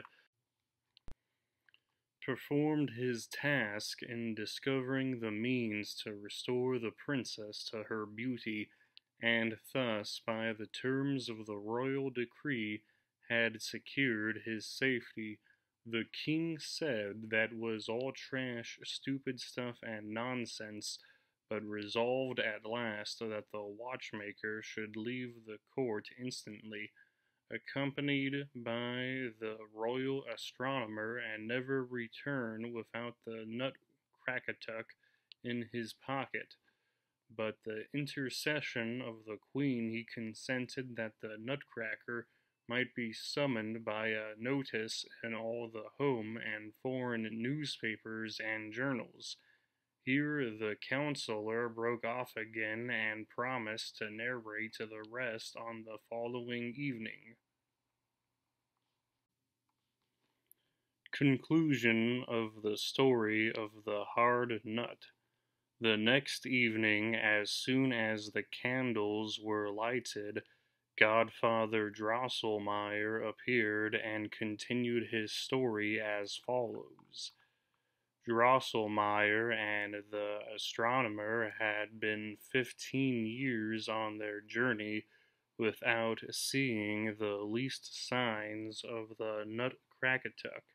It would take me a month, children, to tell where they went and what strange things happened to them. I must pass them over and commence where Drosselmeyer sank at last into despondency and felt a great desire to see his dear native city, Nuremberg.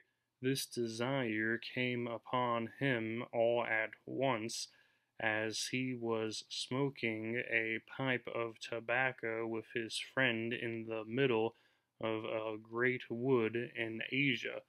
"Oh, sweet city," he cried, "sweet native city, sweet Nuremberg!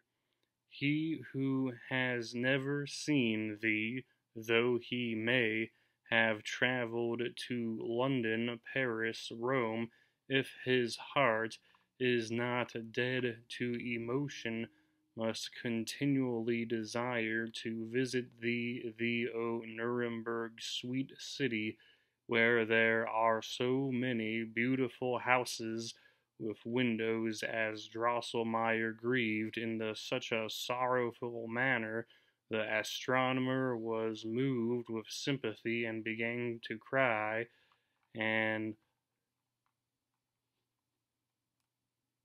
howl so pitifully that it was heard far and wide through Asia. He soon composed himself again, wiped the tears out of his eyes, and said, "But why, my respected colleague, why sit here and howl? Why should we not go to Nuremberg? Is it not all the same wherever we seek after this miserable nut Crackatuck?" "That is true," replied Drosselmeyer, greatly consoled. Both arose, knocked out their pipes, and went straightforward out of the wood in the middle of Asia, right to Nuremberg. They had scarcely arrived when Drosselmeyer ran to his brother Christopher Zacharias Drosselmeyer, puppet maker, varnisher, and gilder, who he had not seen for these many years. The watchmaker told him the whole story of the Princess Pirlipat, Lady Mouserings, and the Nutcracker, so that he struck his hands together over and over again with astonishment, and exclaimed, "Ay, brother, brother, what strange things are these?" Drosselmeyer then related the history of his travels, how he had passed 2 years with King Date, how coldly he had been received by Prince Almond, and how he had sought information to no purpose of the natural society in Squirrelberg. In short, how his search everywhere had been in vain to find even the least signs of the Nutcracker. During this account, Christopher Zacharias had often snapped his fingers, turned about on one foot, winked, laughed, clucked with his tongue, and then called out, "Hi, hem, oh, if it should." At last he tossed his hat and wig up in the air, clasped his brother round the neck, and cried, "Brother, brother, you are safe, safe, I say, for I must be wonderfully mistaken if I have not that Nutcracker at this very moment in my possession." He then drew a little box from his pocket and took out of it a gilded nut of moderate size. "See," he said, "this nut fell into my hands in this way. Many years ago a stranger came here at Christmas time with a sack full of nuts, which he offered for sale cheap. Just as he passed my shop, he got into a quarrel with a nut seller of this city, who did not like to see a stranger come hither to undersell him, and for this reason attacked him. The man put down his sack upon the ground the better to defend himself, and at the same moment a heavily laden wagon passed directly over it.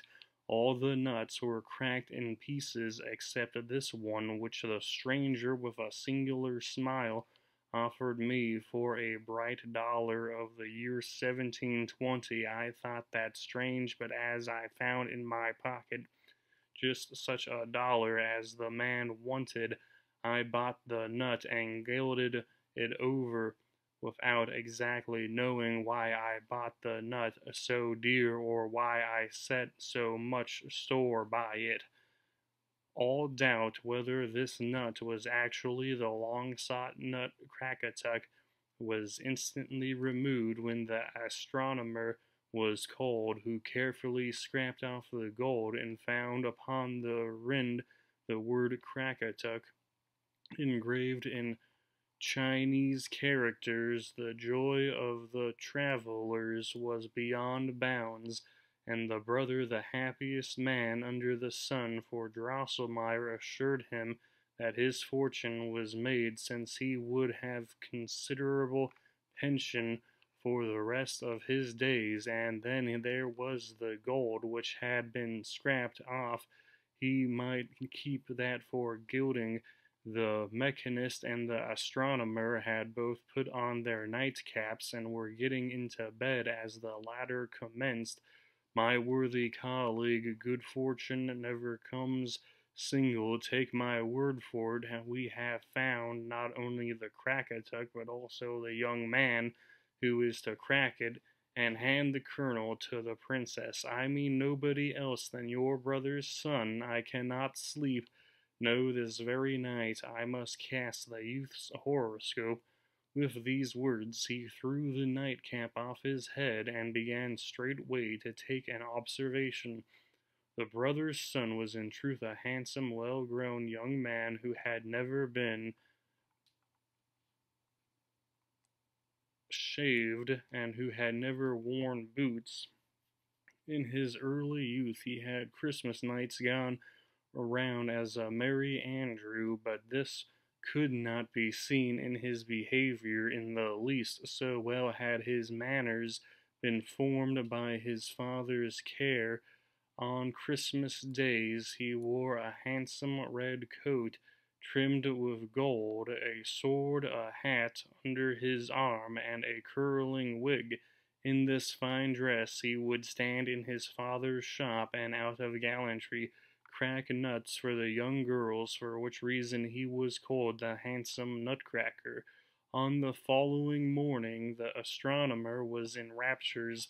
He fell upon the mechanist's neck and cried, "It is he who we have him, he is found. But there are two things, worthy colleague, which we must see to. In the first place, we must braid for your excellent nephew a stout wooden queue, which shall be joined in such a way to his lower jaw that it can move it with great force.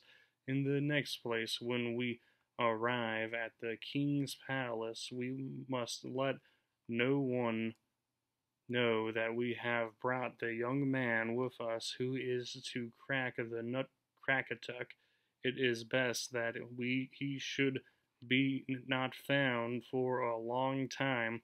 I read in his horoscope that after many young men have broken their teeth to no purpose, the king will promise to him who cracks the nut and restores to the princess her lost beauty, the princess herself in succession to the throne as a reward. His brother, the puppet maker, was highly delighted to think that his son might marry the Princess Pirlipat and become a prince and king, and he gave him up entirely into the hands of the two travelers. The queue which Drosselmeyer fastened upon his young and hopeful nephew answered admirably, so that he made a series of the most successful experiments even upon the hardest peach stones, as Drosselmeyer and the astronomer had sent immediate information to the palace of the discovery of the nut Krakatuk. Suitable notices had been published, and when the travelers arrived, many handsome young men, and among them some handsome princes, had appeared, who, trusting to their sound teeth, were ready to undertake the disenchantment of the princess.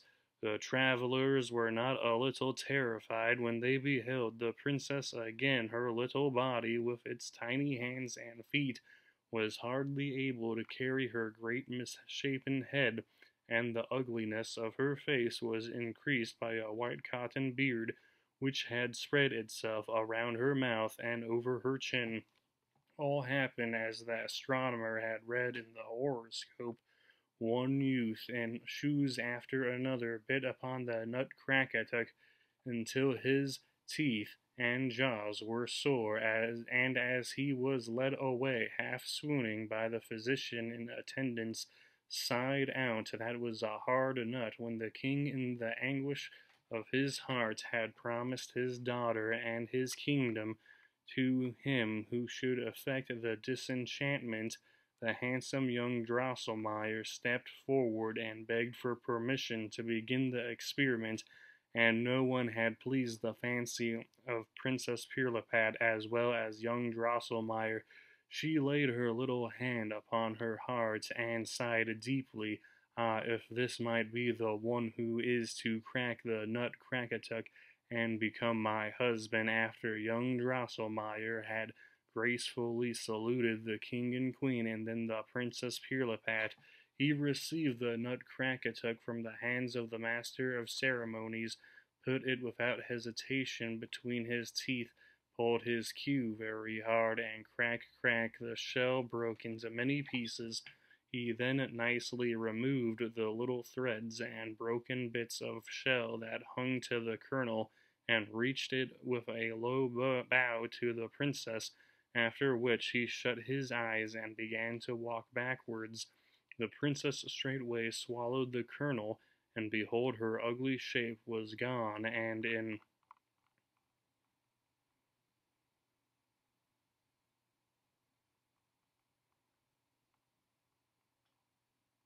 the disenchantment of the princess.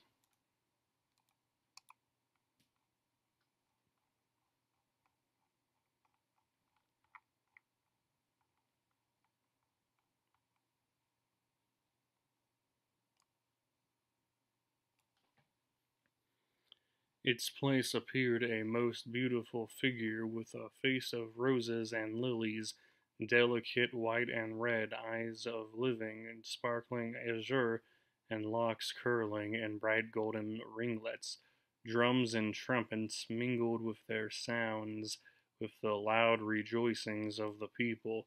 The king and his whole court danced as at Pirlipat's birth upon one leg, and the queen had to be carefully tended with cologne water because she had fallen into a swoon from delight and rapture. Young Drosselmeyer, who had still his 7 steps to perform, was a good deal discomposed by the tumult, but he kept firm and was just stretching back his right foot for 7th step when Lady Mouserings rose squeaking and squealing out of the floor. Down came his foot upon her head, and he stumbled so that he hardly kept himself from falling. Alas, what a hard fate! As quick as thought, the youth was changed to the former figure of the princess. His body became shriveled up and was hardly able to support his great misshapen head. His eyes turned green and staring, and his mouth was stretched from ear to ear. Instead of his queue, a narrow wooden cloak hung down upon his back, with which he moved his lower jaw. The watchmaker and astronomer were numbed with terror and affright, while Lady Mouserings rolled bleeding and kicking upon the floor. Her malice did not go unpunished, for young Drosselmeyer had trodden upon her neck so heavily with the sharp heel of his shoe that she could not survive. When Lady Mouserings lay in her last agonies, she squeaked and whimpered in a piteous tone, "O Crackatuck, hard nut, hi, of thee I now must die. Q, son with 7 crowns, will bite Nutcracker at night, hi, Q, and revenge his mother's death. Short breath, must hi, die so, young Q, agony, queek." With this cry, Lady Mouserings died, and the royal oven heater carried out her body. As for young Drosselmeyer, no one troubled himself any further about him, but the princess put the king in mind of his promise, and he commanded that they should bring the young hero before him. But when the unfortunate youth approached, the princess held both hands before her face and cried, away with the ugly Nutcracker." The court martial immediately took him by the shoulders and pushed him out of doors. The king was full of anger because they had wished to give him Nutcracker for a son-in-law. He put all the blame upon the mechanist and astronomer and banished them forever from the kingdom.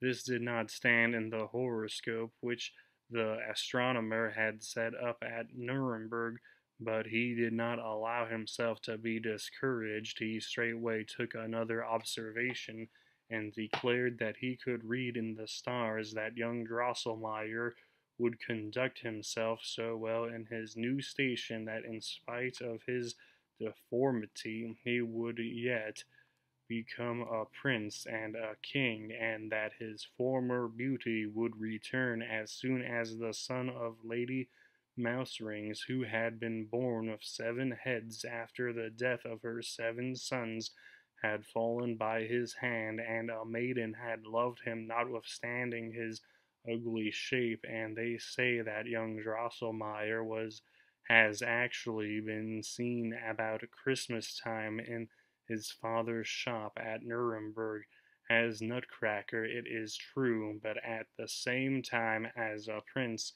This, children, is the story of the hard nut, and you know now why people say so often That was a hard nut, and whence it comes that nutcrackers are so ugly. The counselor thus concluded his narration.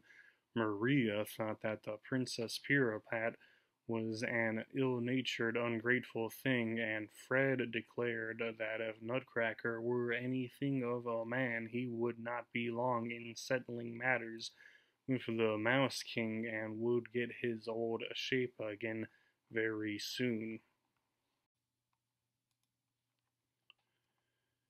If any the Uncle and Nephew.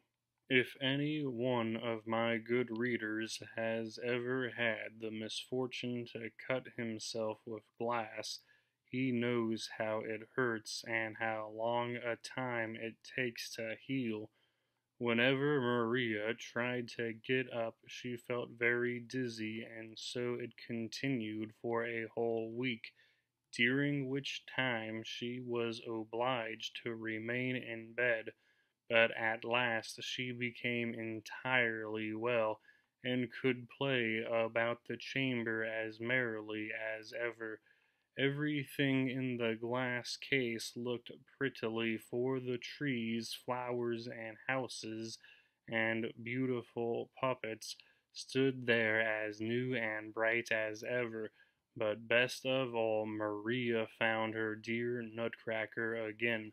He stood on the second shelf and smiled upon her with a good sound set of teeth.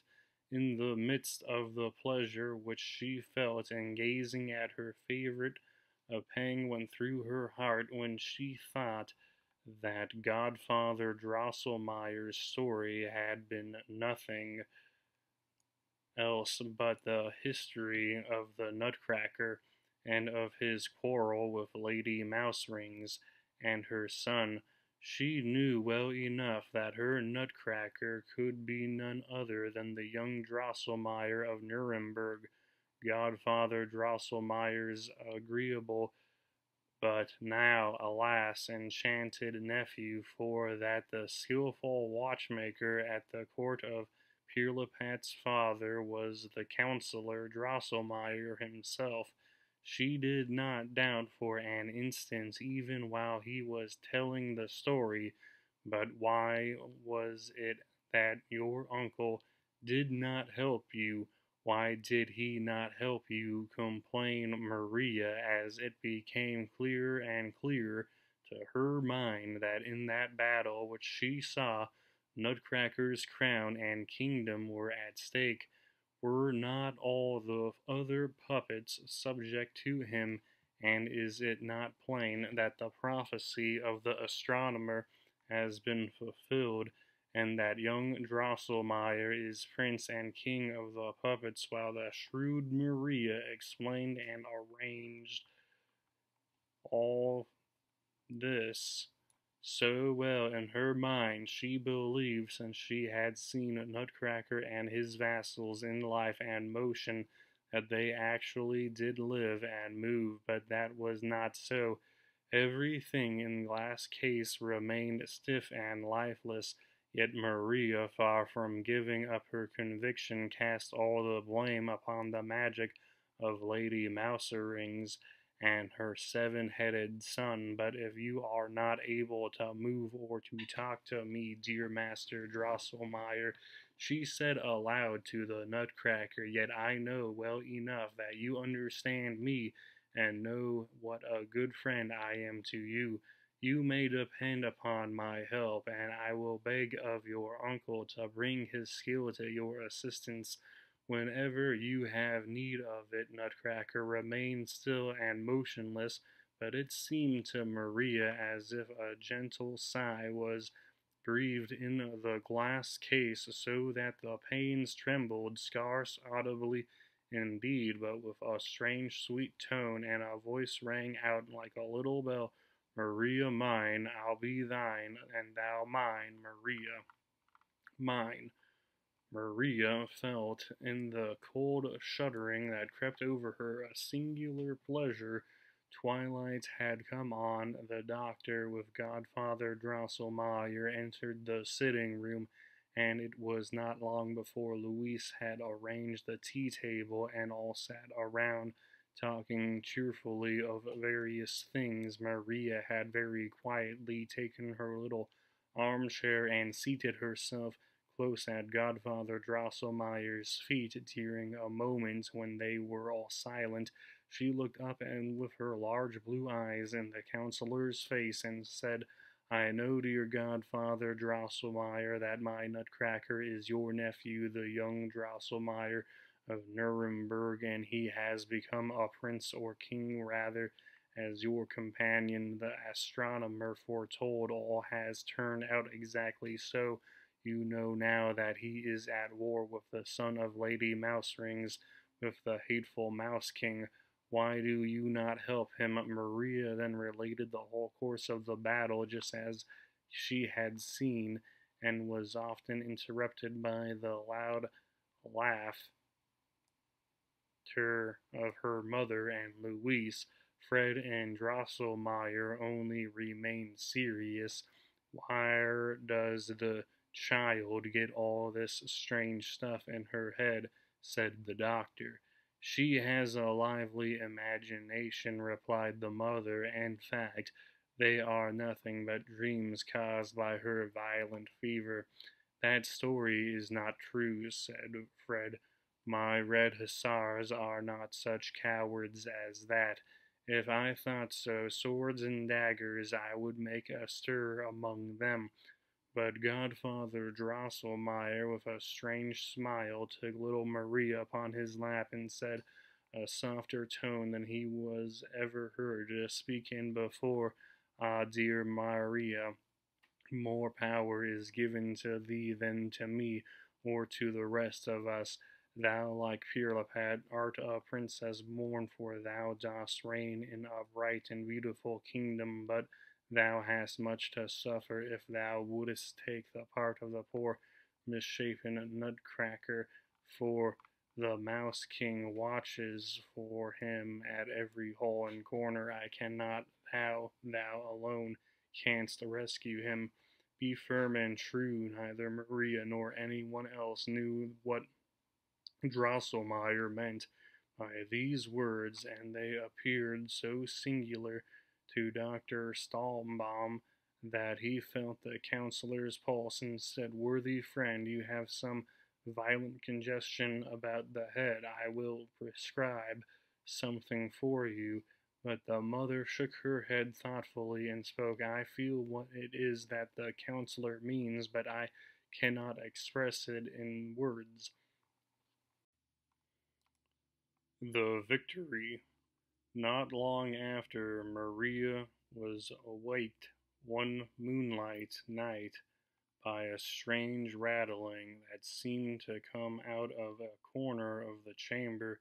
It sounded as if little stones were thrown and rolled about, and every now and then there was a scribble, terrible squeaking and squealing.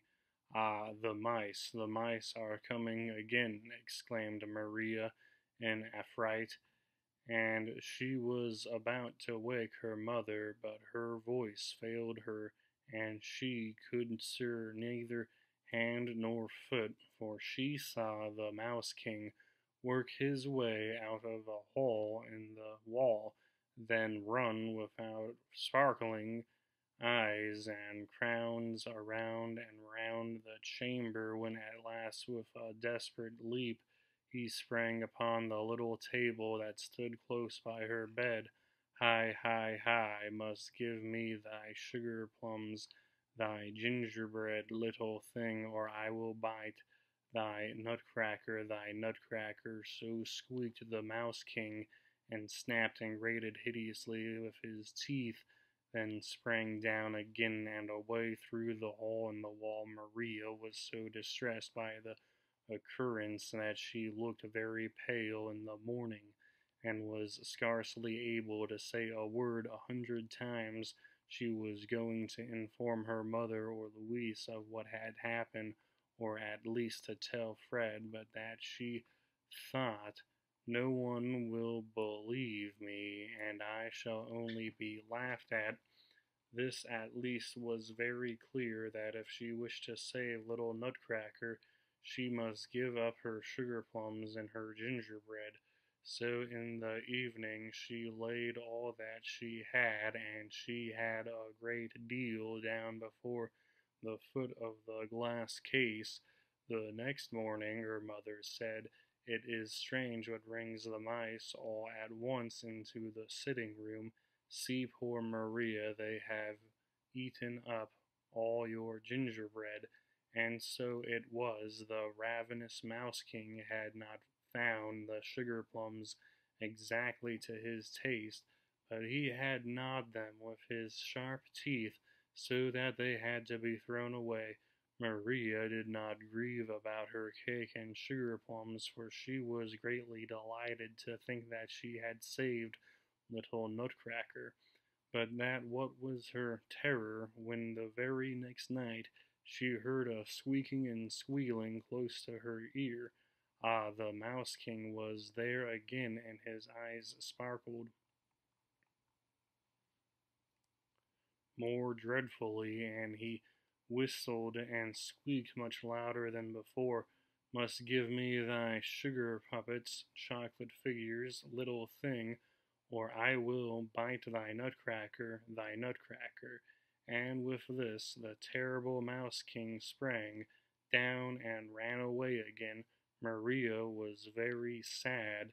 She went the next morning to the glass case, and gazed with the most sorrowful looks at her sugar and chocolate figures, and her grief was reasonable, for thou canst not imagine, my attentive reader, what beautiful figures of sugar and chocolate little Maria Stahlbaum possessed.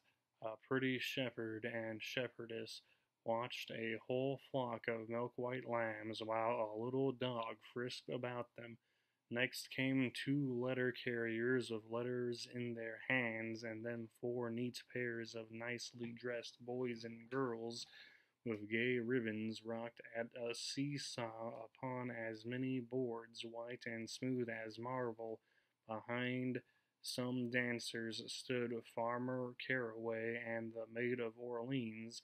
These Maria did not care so much about, but close in a corner stood her darling, a little red-cheeked baby, and now the tears came into her eyes. "Ah, dear Master Drosselmeyer," she said, turning to Nutcracker, "there is nothing that I will not do to save you, but this is very hard."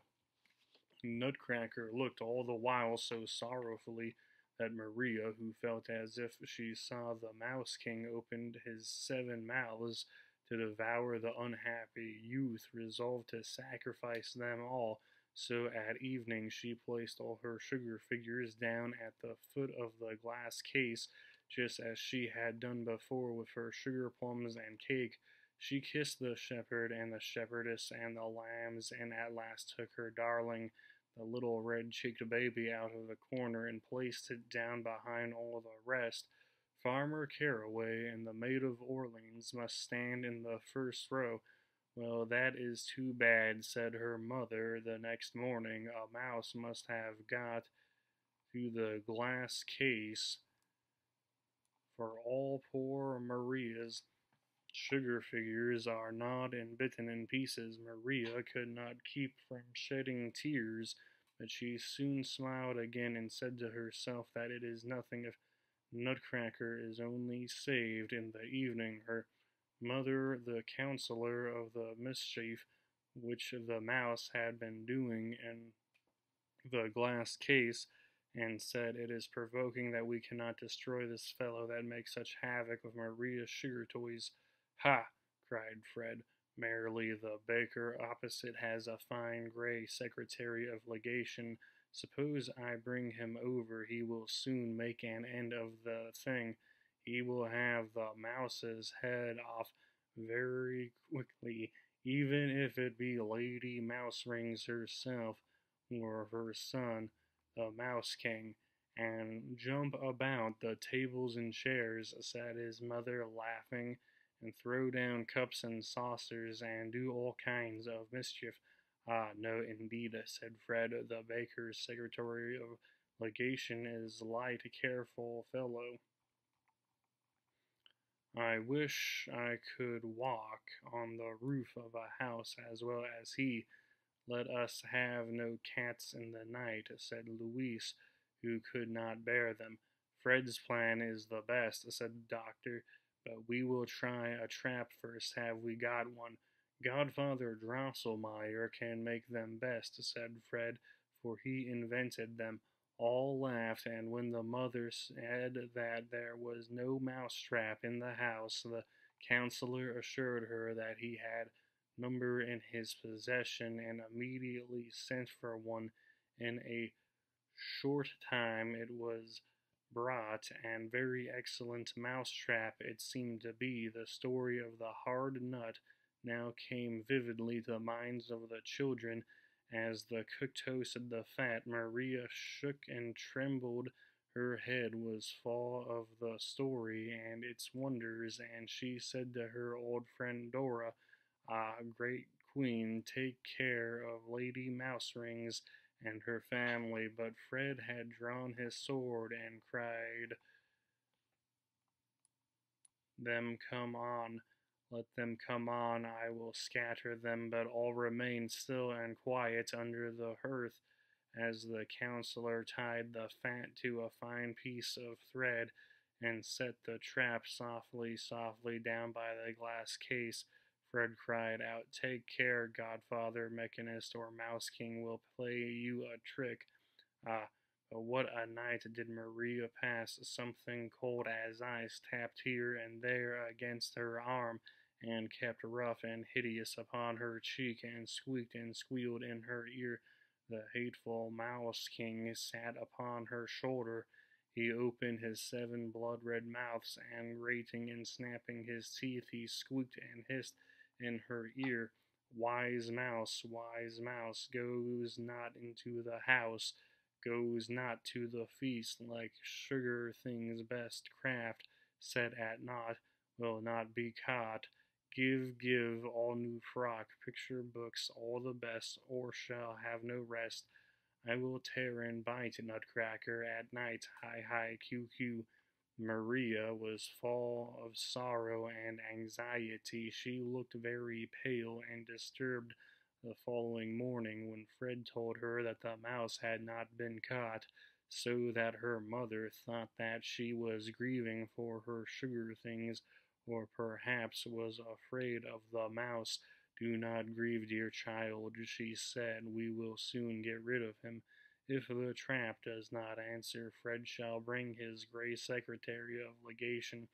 As soon as Maria was alone in the sitting room, she stepped to the glass case and said, sobbing, to Nutcracker, "Ah, my dear good Mr. Drosselmeyer, what can I, poor unhappy maiden, do? For if I should give up all my picture books and even my new beautiful frock to the hateful mouse, he will ask more and more, and when I have nothing left to give him, he will at last want me instead of you to bite in pieces." As little Maria grieved and sorrowed in this way, she observed a large spot of blood on Nutcracker's neck, which had been there ever since the battle. Now, after Maria had known that her Nutcracker was young Drosselmeyer, the counselor's nephew, she did not carry him any more in her arms, nor hug and kiss him as she used to do. Indeed, she would very seldom move or touch him, but when she saw the spot of blood, she took him carefully from the shelf and commenced rubbing it with her pocket handkerchief. But what was her astonishment when she felt that he suddenly grew warm in her hand and began to move. She put him quickly back upon the shelf again, when behold, his little mouth began to work and twist and move up and down, and at last, with a great deal of labor, he lisped out, "Ah, dearest best Miss Stallbaum, excellent friend, how shall I thank you? No picture books, no Christmas frock, give me a sword, for the rest." I Here speech left him, and His eyes, which had begun to express the deepest sympathy, became staring and motionless. Maria did not feel the least terror. On the contrary, she leapt for joy, for she had now found a way to rescue Nutcracker without any more painful sacrifices. But where should she obtain a sword for him? Maria at last resolved to ask advice of Fred, and in the evening, when their parents had gone out and they sat alone together in the chamber by the glass case, she told him all that had happened to Nutcracker and Mouse King, and then begged him to furnish the little fellow with a sword. Upon no part of this narration did Fred reflect so long and so earnestly as upon the poor account which she gave him of the bravery of his hussars. He asked once more, very seriously, if it were so. Maria assured him of it upon her word, when Fred ran quickly to the glass case, addressed his hussars in a very moving speech, and then, as a punishment for their cowardice, cut the military badges from their caps and forbade them for a year to play the Hussars' Grand March. After this, he turned again to Maria and said, as to a sword, I can easily supply the little fellow with one. I yesterday permitted an old colonel of the cuirassiers to retire upon a pension, and consequently he has no farther use for his fine sharp saber. The aforesaid colonel was living on the pension which Fred had allowed him in the farthest corner of the third shelf. He was brought out of his fine silver saber, taken from him, and buckled about Nutcracker. Maria could scarcely get to sleep that night. She was so anxious and fearful. About midnight it seemed to her as if she heard a strange rustling and rattling and slashing in the sitting room. All at once it went, "Quick, the Mouse King, the Mouse King!" cried Maria, and sprang in her fright out of bed. All was still, but presently she heard a gentle knocking at the door, and a soft voice was heard. "Worthiest, best, kindest Miss Stallenbaum, open the door without fear, good tidings."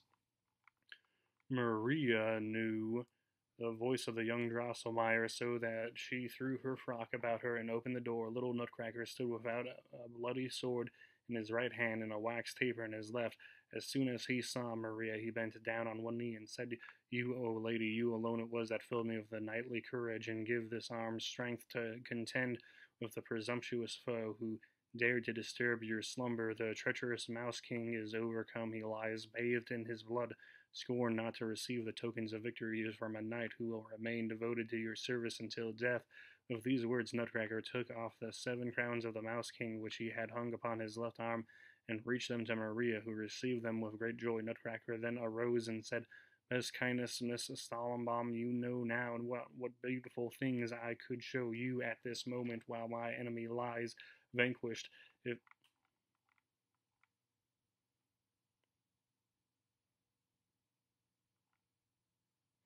Nutcracker proclaims his victory over Mouse King.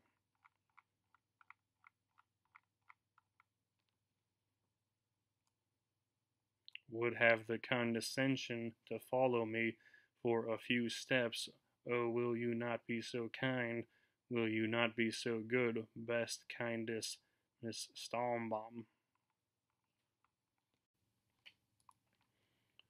The Puppet Kingdom. I believe that none of you children would have hesitated for an instant to follow the good honest Nutcracker, who could never have meditated any evil.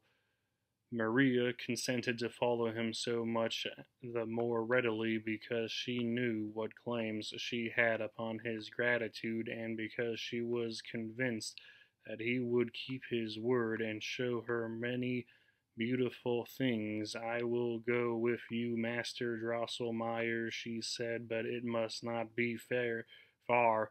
It must not be long, for as yet I have hardly had any sleep."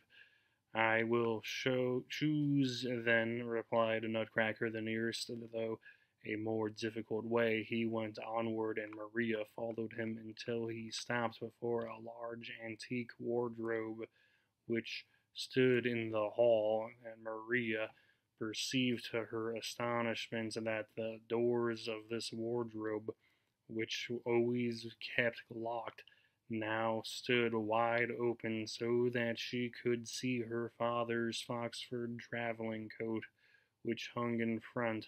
Nutcracker clambered very nimbly up by the carved figures and ornaments until he could grasp the large tassel which hung down the back of the coat and was fastened to it by a thick cord. As soon as Nutcracker pulled upon the tassel, a neat little stairs of cedar wood stretched down from the sleeve of the traveling coat to the floor. "Ascend, if you please, dearest miss," cried the Nutcracker. Maria did so, but scarcely had she gone up the sleeve, scarcely had she seen her way out at the collar, when a dazzling light broke forth upon her, and all at once she stood upon a sweet-smelling meadow, surrounded by millions of sparks, which darted up like flashing jewels. "We are now upon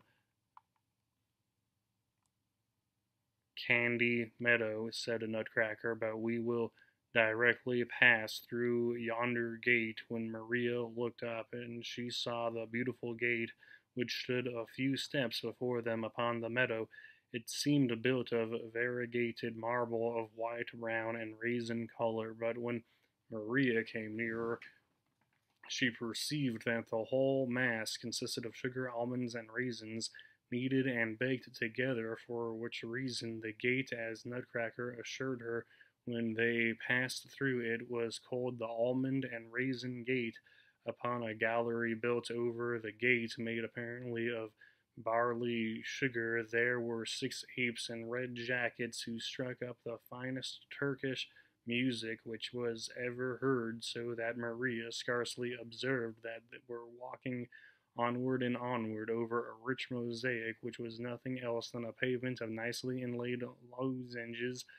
Very soon the sweetest odors streamed around them, which were wafted from the wonderful little wood that opened on each side before them. There it shone and sparkled so among the dark leaves that the golden and silvery fruit could plainly be seen hanging from the gaily colored stems, while the trunks and branches were ornamented with ribbons and nosegays, and when the orange perfume stirred, moved like a soft breeze, how it rustled among the boughs and leaves, and the golden fruit rocked and rattled in merry music to which the bright dancing sparkles kept time. "And how delightful it is here!" cried Maria, entranced in happiness. "We are in Christmas Wood, best miss," said the Nutcracker. "If I could but linger here a while," cried Maria. "Oh, it is too charming!" Nutcracker clapped his hands, and some little shepherds and shepherdesses and hunters and huntresses came near, who were so delicate and white that they seemed made of pure sugar.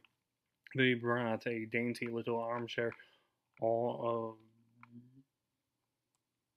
gold, laid upon it a green cushion, candied citron, and invited Maria very politely to sit down. She did so, and immediately the shepherds and shepherdesses danced a very pretty ballad, while the hunters very obligingly blew their horns, and then all disappeared again in the bushes. "Pardon, pardon, kindest Miss Stombaum," said Nutcracker. "The dance was miserably performed, but the people all belong to our company of wire dancers, and they can do nothing but the same thing. They are deficient in variety, and the hunters blew so dull and lazily. But shall we not walk a little farther? It was very pretty, and pleased me very much," said Maria, and she rose and followed Nutcracker. They now walk along by a soft rustling brook, out of which all the sweet perfumes seemed to rise, which filled the whole wood. "This is the Orange Brook," said Nutcracker, "but its fine perfume accepted, it cannot compare either to in size or beauty with Lemonade River, which we like its empties into Orgate Lake." In fact, Maria very soon heard a louder rustling and dashing, and then beheld the broad Lemonade River, which rolled in proud cream-colored billows between banks covered with bright green bushes. A refreshing coolness around arose out of its noble waves.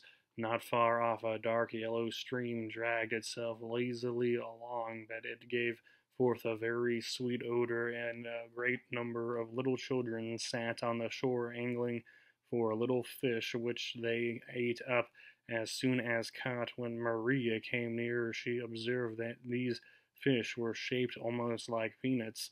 At a distance, there was a very neat little village on the borders of this stream. Houses, churches, parsonages, barns were all dark brown, but many of the roofs were gilded, and some of these walls were painted so strangely that it seemed as if little sugar plums, bits of citron, were stuck upon them. That is Gingerbreadville, said the Nutcracker, which lies on Molasses River.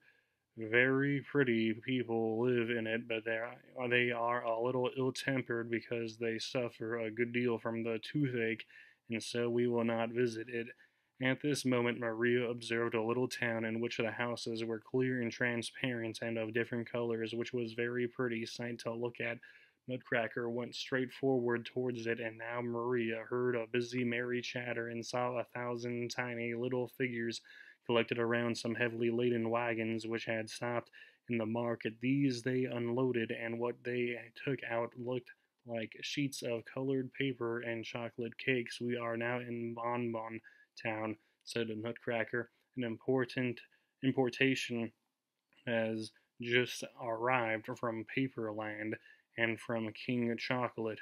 The poor people of Bonbon Town are often terribly threatened by the armies of Generals Fly and Gnat, for which reason they fortify their houses with stout materials from Paperland and throw up fortifications of the strong bulwarks which King Chocolate sends to them. But worthiest Miss Stallbaum, we will not visit all the little towns and villages of this land. To the capital, to the capital. Nutcracker hastened forward, and Maria followed, full of curiosity. It was not long before a sweet odor of roses enveloped them, and everything around was touched with a soft rose-colored tint. Maria soon observed that this was the reflection of the red glancing lake, which rustled and danced before them with charming and melodious tones and little rosy waves. Beautiful silver-white swans with golden collars swam over the lake, singing sweet tunes, while little diamond fish dipped up and down in the rosy water as if in the merriest dance. Ah, exclaimed Maria ardently, this is the lake of which Godfather Drosselmeyer was once going to make for me, and myself am the maiden who is to fondle and caress the dear swans. Nutcracker laughed in a scornful manner, such as Maria had never observed in him before, and then said, Godfather Drosselmeyer can never make anything like this. You yourself, rather, sweetest Miss Stalmbaum, but we will not trouble our heads about that. Let us sail across the Rose Lake to the capital. The capital. Nutcracker clapped his little hands together again when Rose Lake began to dash louder. The waves rolled higher and higher. Maria perceived a car of shells covered with bright, sparkling, gay-colored jewels moving towards them in the distance, drawn by 2 golden-scaled dolphins. 12 of the loveliest little Moors, with caps and aprons braided of hummingbirds' feathers, leapt upon the shore and carried first Maria and then Nutcracker with a soft gliding step over the waves and placed them in the car, which straightway began to move across the lake. Ah, how delightful it was as Maria sailed along with the rosy air and the rosy waves breathing and dashing around her. The 2 golden-scaled dolphins raised up their heads and spouted clear crystal streams out of their nostrils high and high in the air, which fell down again in 1,000 quivering, flashing rainbows, and it seemed as if 2 small silver voices sang out, Who sails upon the rosy lake? The little fairy, awake, awake. Music and song, bim, bim, fishes, sim, sim, swans, tweet, tweet, birds, whiz, whiz, breezes, rustling, ringing, singing, blowing, a fairy o'er the waves is going. Rosy billows, murmuring, playing, dashing, cooling the air, roll along, along. But the singing of the falling fountains did not seem to please the 12 little Moors, who were seated up behind the car, for they shook their parasols so hard that the palm leaves of which they were made, rattled and clattered, and they stamped with their feet in very strange time, and sang clap and clip, and clip and clap backward and forward, up and down. Moors are a merry folk, said Nutcracker, somewhat disturbed, but they will make the whole lake rebellious. And very soon there arose a confused din of strange voices, which seemed to float in the sea, in the air, but Maria did not heed them, for she was gazing in the sweet-scented rosy waves, out of which the face of charming little maiden smiled upon her. Ah, she cried joyfully, and struck her hands together. Look, look, dear Master Drosselmeyer, there is the Princess Piripat down in the water. Oh, how sweetly she smiles upon me. Nutcracker sighed quite sorrowfully, and said, Oh, kindest, dearest Miss Strombaum, that is not the Princess Piripat. It is it is your own lovely face that smiles so sweetly out of the rose lake. Upon this, Maria drew her head back very quickly, but put her hands before her face and blushed very much. At this moment, she was afraid lifted out of the car by the 12 Moors and carried to the shore. They now found themselves in a little thicket, which was perhaps more beautiful even than the Christmas wood. It was so bright and sparkling. What was most wonderful in it were the strange fruits that hung upon the trees, which were not only curiously colored, but gave out also every kind of sweet odor. We are in the sweetmeat grove, said Nutcracker, but yonder is the capital, and what is at a sight? How can I venture, children, to describe the beauty and splendor of the city which now displayed itself to Maria's eyes upon the broad flowery meadow before them?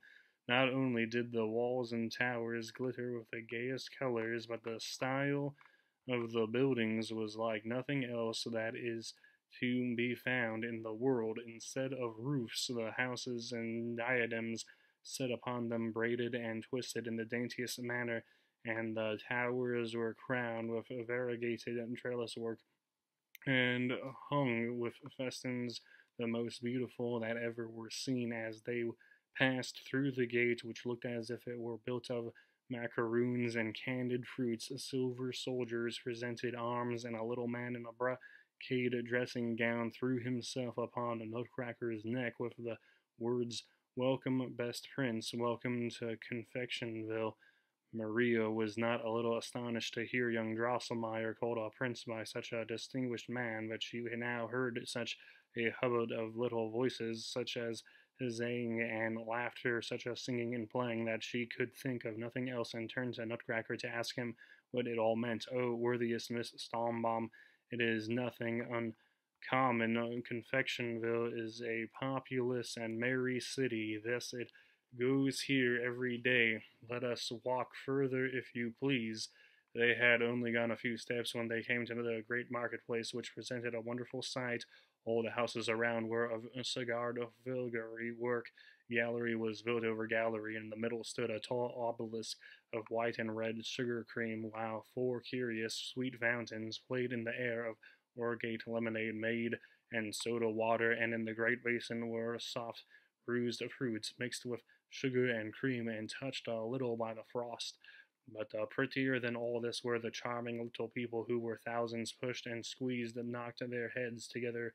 Zaid laughed, jested, and sang, who had raised indeed that merry din which Maria had heard at a distance. Here were beautifully dressed men and women, Armenians and Greeks, Jews and Tyrolese, officers and soldiers, preachers, shepherds, the harlequins, in short, all the people that can possibly be found in the world.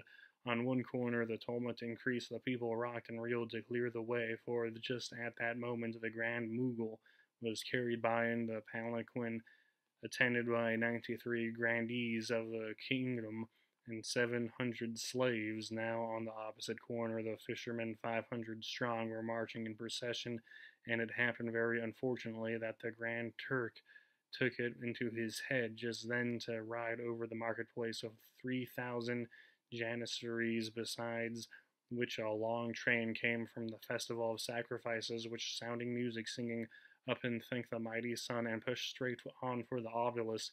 Then what a squeezing and pushing and rattling and a clattering! By and by a screaming was heard, for a fisherman had knocked off a Brahmin's head in the crowd, and the great Mughal was almost run over by a harlequin. The tumult grew wilder and wilder, and they had commenced to beat and strike each other, when the man in the brocade dressing gown, who had called Nutcracker a prince at the gate, clambered up by the obelisk, and having thrice pulled a little bell, called out 3 times, Confesseur, Confesseur, Confesseur.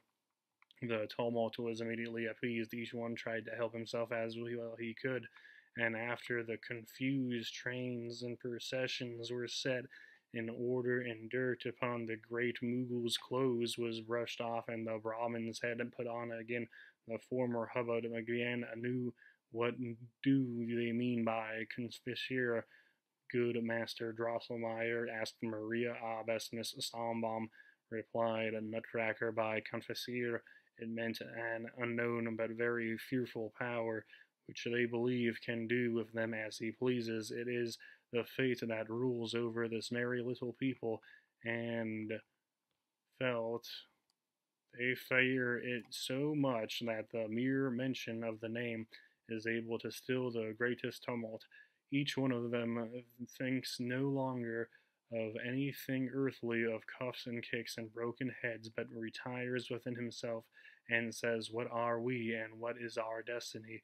Maria could not refrain from a loud exclamation of surprise and wonder, as all at once they stood before a castle glimmering with rose light, and crowned with 100 airy towers. Beautifully nosegays of violets, narcissuses, tulips, and dahlias were hung about the walls, and their dark glowing colors only heightened the dazzling rose-tinted white ground upon which they were fastened. The large cupola of the center building, and the sloping roofs of the towers, were spangled with 1,000 gold and silver stars. "We are now in front of the Marchpane Castle," said Nutcracker. Maria was completely lost in admiration of this magic place, yet it did not escape her that one of the large towers was without a roof, while little men were moving around it upon a scaffolding of cinnamon, as if bruised in repairing it. But before she had time to inquire about it, Nutcracker continued, "Not long ago this beautiful castle was threatened with serious injury, if not with entire destruction. The giant Sweet Tooth came this way and bit off the roof of yonder tower, and was gnawing upon the great cupola, when the people of Confectionville gave up to him a full quarter of the city and a considerable portion of Sweetmeat Grove as tribute, with which he contented himself, and went his way." At this moment soft music was heard. The doors of the palace opened, and 12 little pages marched out with lighted cloves, which they carried in their hands like torches. Each of their heads was a pearl, and their bodies were made of rubies and emeralds, and they walked upon feet cast out of pure gold. 4 ladies followed them, almost as tall as Maria's Clara,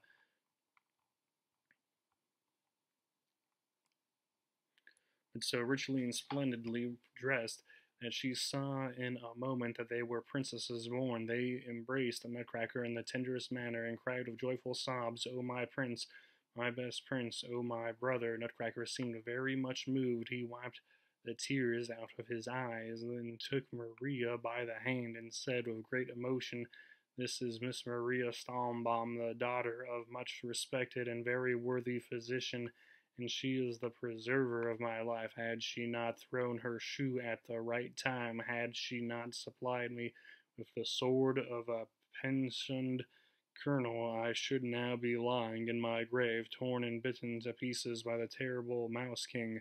View her, gaze upon her, and tell me if Pirlipat, although a princess by birth, can compare with her in beauty, goodness, and virtue.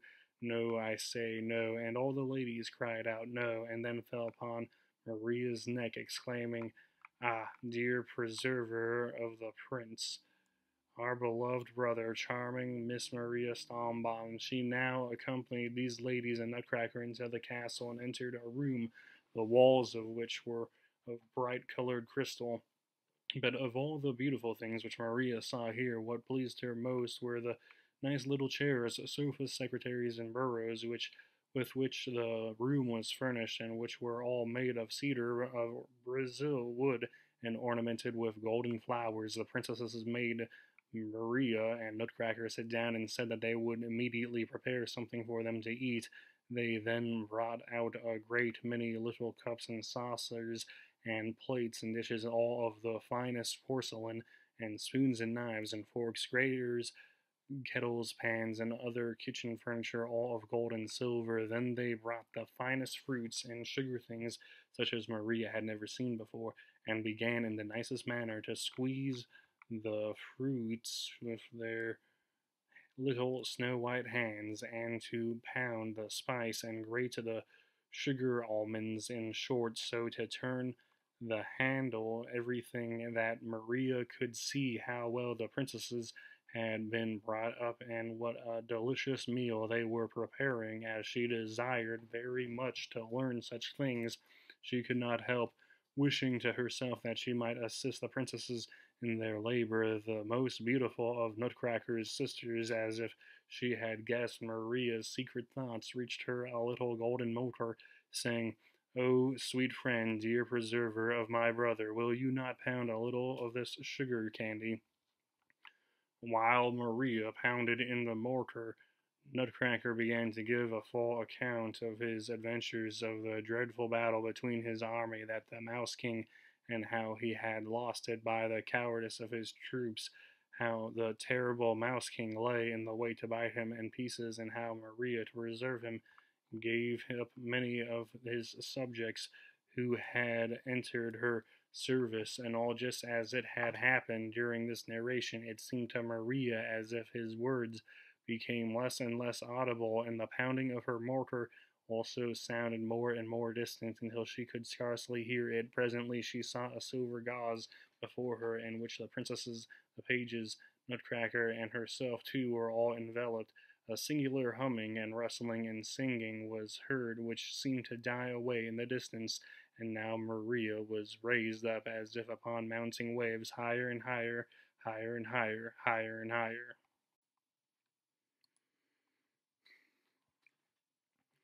The conclusion. Per puff it went. Maria fell down from an immeasurable height. That was a fall, but she opened her eyes, and there she lay upon her little bed. It was bright day, and her mother stood by her, saying, "How can you sleep so long? Breakfast has been ready this great while." You now perceive, kind readers and listeners, that Maria, completely confused by the wonderful things which she had seen, had at last fallen asleep in the room at Marchpane Castle, and that the Moors, or the pages, or perhaps even the princesses themselves, must have carried her home and laid her softly in bed. Oh, mother, dear mother, you cannot think where young Master Drosselmeyer led me last night, and what beautiful things I have seen. And then she began and told the whole almost as accurately as I have related it, while her mother listened in astonishment. When she had finished, her mother said, "You have had a long and very beautiful dream, but now drive it all out of your head." Maria insisted upon it that she had not dreamed, but had actually seen what she had related. When her mother led her into sitting room to the glass case, took Nutcracker out, who was standing as usual upon the second shelf, and said, "Silly child, how can you believe that this wooden Nuremberg puppet can have life or motion?" "But, dear mother," replied Maria, "I know little Nutcracker is young Master Drosselmeyer of Nuremberg, Godfather Drosselmeyer's nephew." Then her father and mother both laughed very heartily. "Ah, dear father," said Maria, almost crying, "you should not laugh so at my Nutcracker. He has spoken very well of you, for when we entered Marchpane Castle and he presented me to his sisters, the princesses, he said that you were a much respected and very worthy physician." At this the laughter was still louder, and Louise and even Fred joined in. Maria then ran into the other chamber, took the 7 crowns of the Mouse King out of her little box, brought them in, and handed them to her mother, saying, "See here, dear mother, here are the 7 crowns of the Mouse King which young Master Drosselmeyer gave me last night as a token of his victory." Her mother examined the little crowns in great astonishment. They were made of a strange but very shining metal, and were so delicately worked that it seemed impossible that mortal hands could have formed them. Her father, likewise, could not gaze enough at them, and he insisted very seriously that Maria should confess how she obtained them, but she gave no reason other accounts of them, and kept firm to what she had said. And as her father spoke very harshly to her, and even called her a little storyteller, she began to cry bitterly, and said, "Oh, what then shall I say?" At this moment the door opened, the counselor entered, and exclaimed, "What's this? What's this?" The doctor told him of all that had happened, and showed him the little crowns. As soon as the counselor cast his eyes on them, he laughed and cried, "Stupid pack, stupid pack, these are the very crowns which I used to wear on my watch chain years ago, which I gave to little Maria on her birthday when she was 2 years old. Don't you remember them?" Neither father nor mother could remember them, but when Maria saw that her parents had forgotten their anger, she ran to Godfather Drosselmeyer and said, "Ah, you know all about it, Godfather Drosselmeyer. Tell them yourself that my Nutcracker is your nephew, young Master Drosselmeyer of Nuremberg, and that it was he who has gave me the crowns." The counselor's face turned very dark and grave, and muttered, "Stupid pack, stupid pack." Upon this the doctor took little Maria upon his knee, and said very seriously, "Listen to me, Maria, once for all. Drive your foolish dreams and nonsense out of your head. Ever hear you say again that the silly, ugly Nutcracker is the nephew of your godfather Drosselmeyer, I will throw him out of the window, and all the rest of your puppets." Miss Clara had not expected poor Maria durst not now speak all these wonders, but she thought so much the more her whole soul was full of them, for you may imagine that things so fine and beautiful as those which she had seen are not easily forgotten. Even Fred turned his back upon his sister whenever she spoke of the wonderful kingdom in which she had been so happy, and it said that he sometimes would mutter between his teeth, "Silly goose," but that I can hardly believe of so amiable and good-natured a fellow. This is certain, however, he no longer believed a word of what Maria had told him. He made a formal apology to his hussars on public parade for the injustice which he had done them, stuck in their caps feathers of goose quill much finer and taller than those of which they had been deprived, and permitted them again to blow the Hussar Grand March. Aha, we know best how it stood with their courage. When those hateful balls spotted their redcoats, Maria was not allowed then to speak any more of her adventures, but the images of that wonderful fairy kingdom played about her in sweet rustling tones. She could bring them all back again whenever she fixed her thoughts steadfastly upon them, and hence it came that, instead of playing as she formerly did, she would sit silent and thoughtful, musing within herself, for which reason the rest would often scold her and call her a little dreamer. Some time after this, it happened that the counselor was busy repairing a clock in Dr. Sombaum's house. Maria sat close by the glass case, and lost in her dreams was gazing at Nutcracker, when the word broke from her lips involuntarily, "Ah, dear Master Drosselmeyer, if you actually were living, I would not believe, like Princess Pirlipat, and slight you because of my sake you had ceased to be a handsome young man." At this the counselor screamed, "Hey, stupid pack!" And then there was a clap and a knock so loud that Maria sank from her chair in a swoon. When she came to herself, her mother was busied about her, and said, "How came such a great girl to fall from her chair?" Here is Godfather Drosselmeyer's nephew, just arrived from Nuremberg. Come, behave like a little woman. She looked up. The counselor had put on his glass wig again and his brown coat. He was smiling very pleasantly and held the head a little but very well shaped young man.